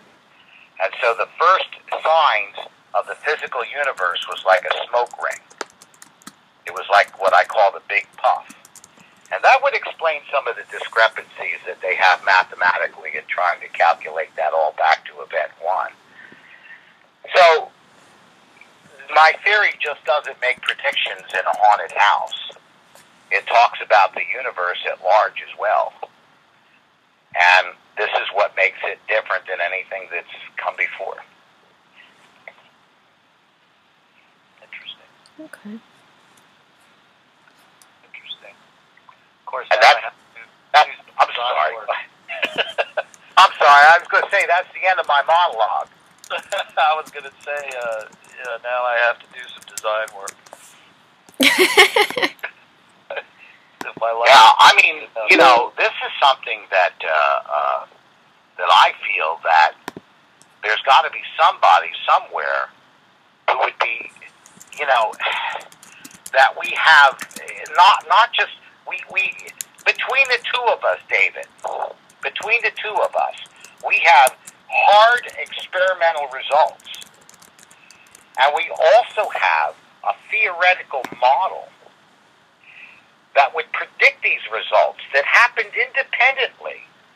In other words, I didn't know you from Adam and you didn't know me from Adam until tonight. Yep.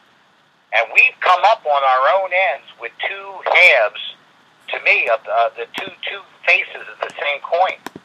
Yeah.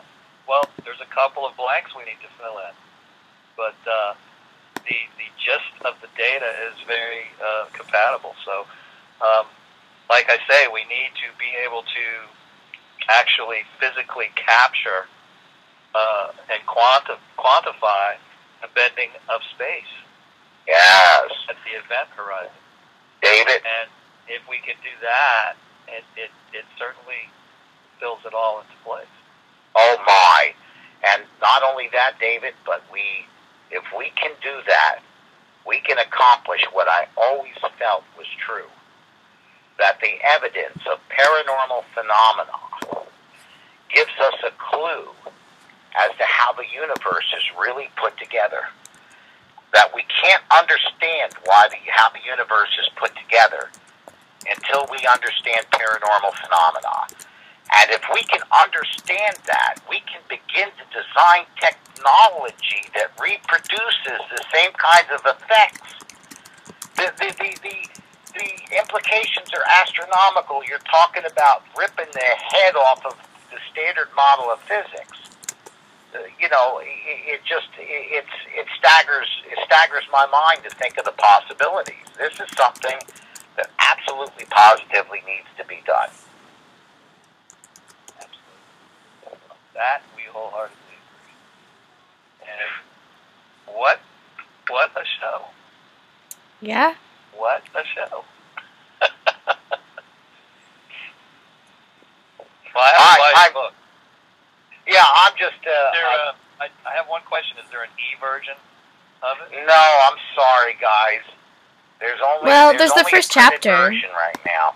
We're working on trying to do it in, an e-version, but unfortunately, this has been such, how it is, David, working by yourself. Well, actually, you have a few people helping you, but this is just of my book was put together by me, so I understand totally what you're saying. Yeah, man, I've been the sole chief cook and bottle washer for this project for about 30 years, and resources and time are limited, and I've had to do everything on myself. Designed and configured my own book, and designed a cover, and all that kind of stuff. But I'm hoping at some point in the near future to have some sort of an electronic version of this out. Well, the good thing about your book is... Definitely will increase your sales, that's for sure. Thomas, but the good thing about your book is the first chapter is online. It's on your site, so that's a good start, at least. Yeah, chapter 1. And what's crazy about this, too, David, and I cannot express to you, Mr. Rountree, how excited I am to make your acquaintance, and how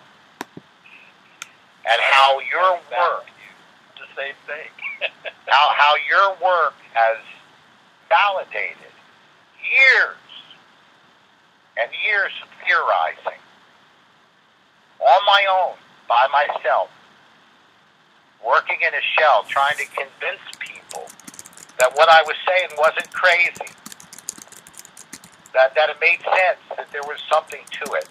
And to hear the kind of results, the experiments that you've conducted, that doggone it, they show the results that this model predicts. I cannot tell you what you have done for my heart this evening. I can't even begin to explain it. Well, I'm happy. You have given me another direction to look.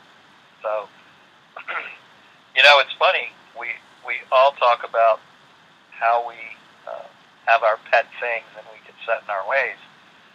Until tonight, no one had ever challenged my origin point, and your concept challenges my conclusions, which is a good thing, because now I have to go back and reevaluate everything from my end.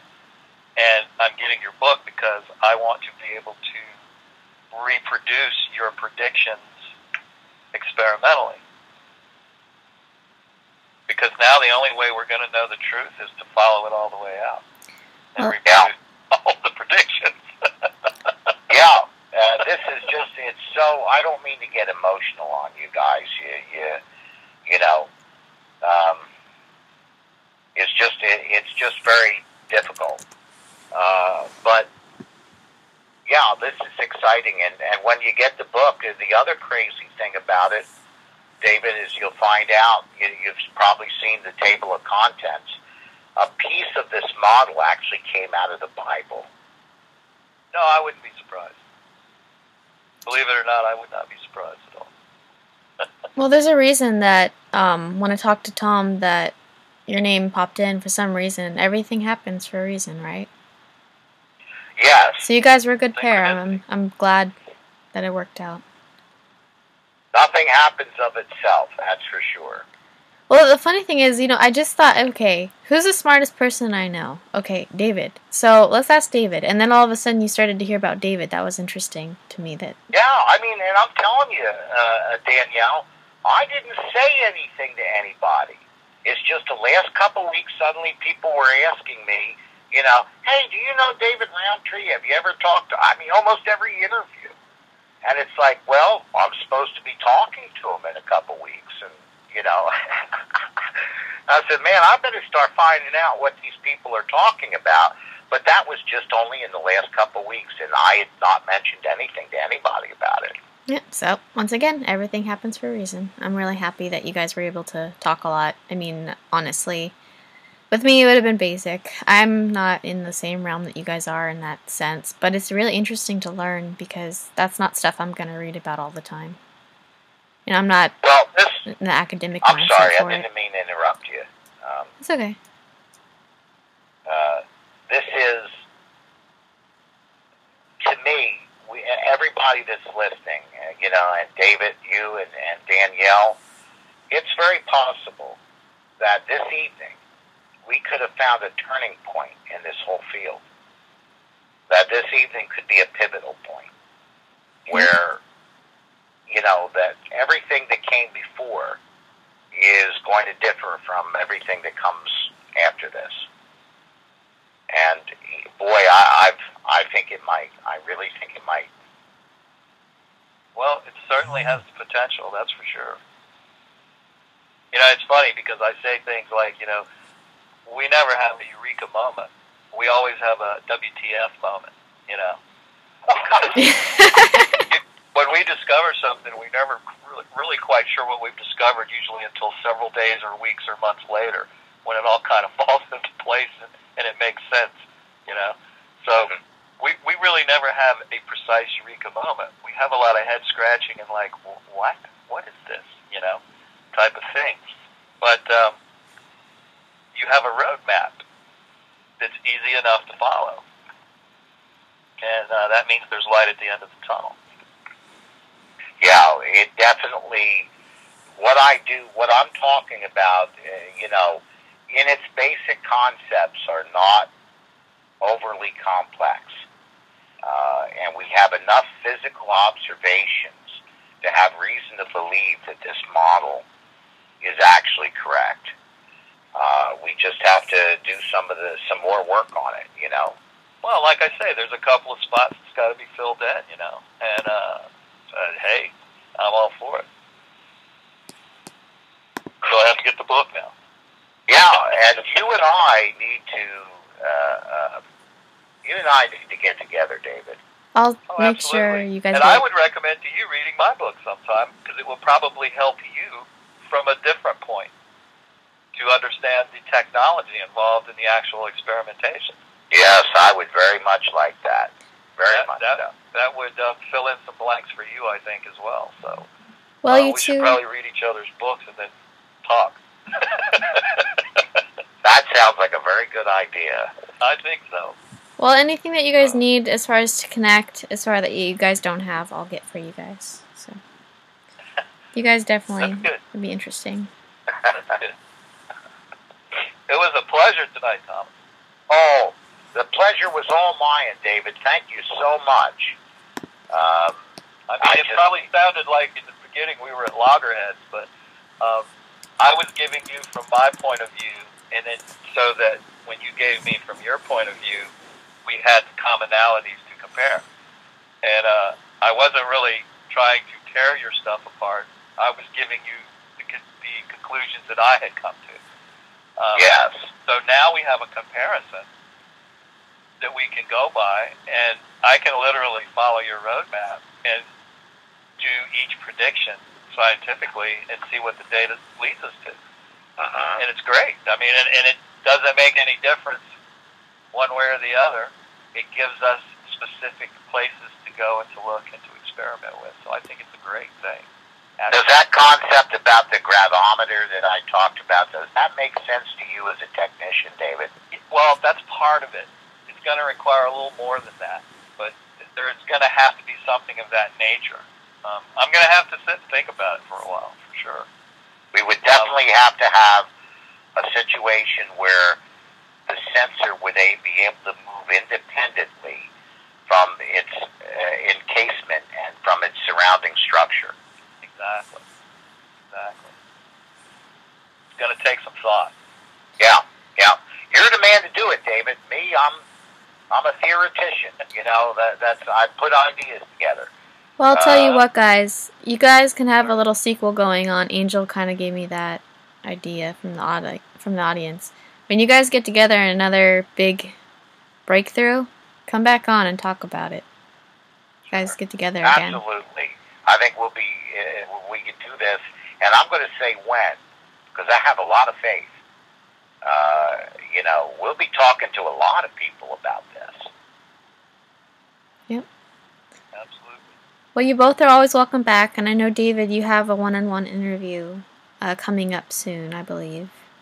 Yep. So that's a fact. I'm excited.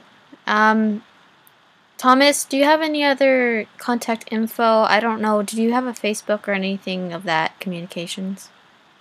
No, I'm very old-fashioned. I still use a razor telephone that all you can do is send and receive calls with it.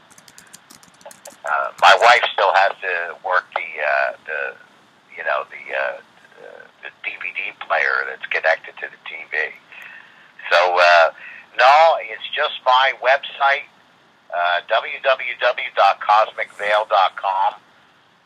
There's also a contact email on that site. Anybody who sends me a question or makes a comment, I'll be happy to post it. I'll be happy to try to answer it.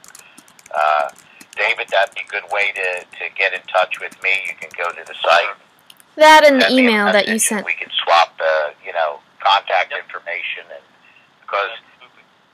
because once I found you, I'm not letting you go. No, it's fun. It's fun. It's such a small cadre of individuals. Well, you crazy scientists, keep posted. Anyway, so. You two crazy guys, keep me posted, okay? Even though I probably won't understand half of it. But. Well, it's neat. I mean, it's neat when you can look at a different aspect of the same problem, and it's good. I mean, I'm all for it. I love it. I think it's great. So we definitely will have a path. We will have new discoveries in the near future, I'm sure. And that will reinforce our beliefs. And to Thomas and David, on the site that you guys are actually on tonight, my site that I'm working on, there will be, instead of science and technology, I'm thinking of putting groups that make technology, and then also people that have their theories and their books and everything. There will be a book category. So, if you guys want to have a feature on it, just keep me posted. And I'll get everybody. It sounds like a plan. Yep. So, that way you guys can get linked up and everything. Yeah, Tracy, I know. We have the books. David, why don't you give everyone a rundown of your books, and then Thomas, just give us one more rundown of yours before we close up. Okay. Paranormal Technology, Understanding the Science of Ghost Hunting is basically a field manual for the equipment, what it measures, how to use it, what the best kinds of equipment are. I actually go into different models, tell you why it's better than something else. I cover everything from basic photography to exotic equipment that we have built ourselves, and we include plans for how you can assemble the stuff, from off-the-shelf stuff you can buy at the stores. I include a few theories in there, and we also have some experiments that we included in there that will allow you to duplicate some of the work that we did. And at the very end, the last chapter is called The Scientific Method, and by the time you get to that chapter, you will fully understand what I'm talking about.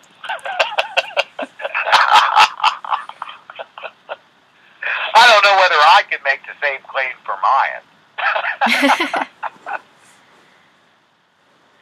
Okay, I'm sorry. You're up. Oh, okay. And my book is, of course, Behind the Cosmic Veil, A New Vision of Reality, and it's a peek behind the cosmic veil. And again, everything about the book, you've got the general gist of it here. I also talk about other things, about problems with the theory of evolution and other particular types of scientific anomalies for which physics hasn't come up with good explanations. I talk a little bit about the problems with having a material explanation for the universe, a strictly material one. And, of course, I incorporate those concepts from the Bible and actually, for the first time, make physical sense out of them and incorporate them also into this model. And then I talk about the fantastic possibilities, the different things that we could do with this technology, and give little possible hints on exactly how this technology could be developed, where we might be able to start creating technology based on these principles. And again, everything you can find out that you need to know is at www.cosmicveil, that's V-E-I-L, cosmicveil.com.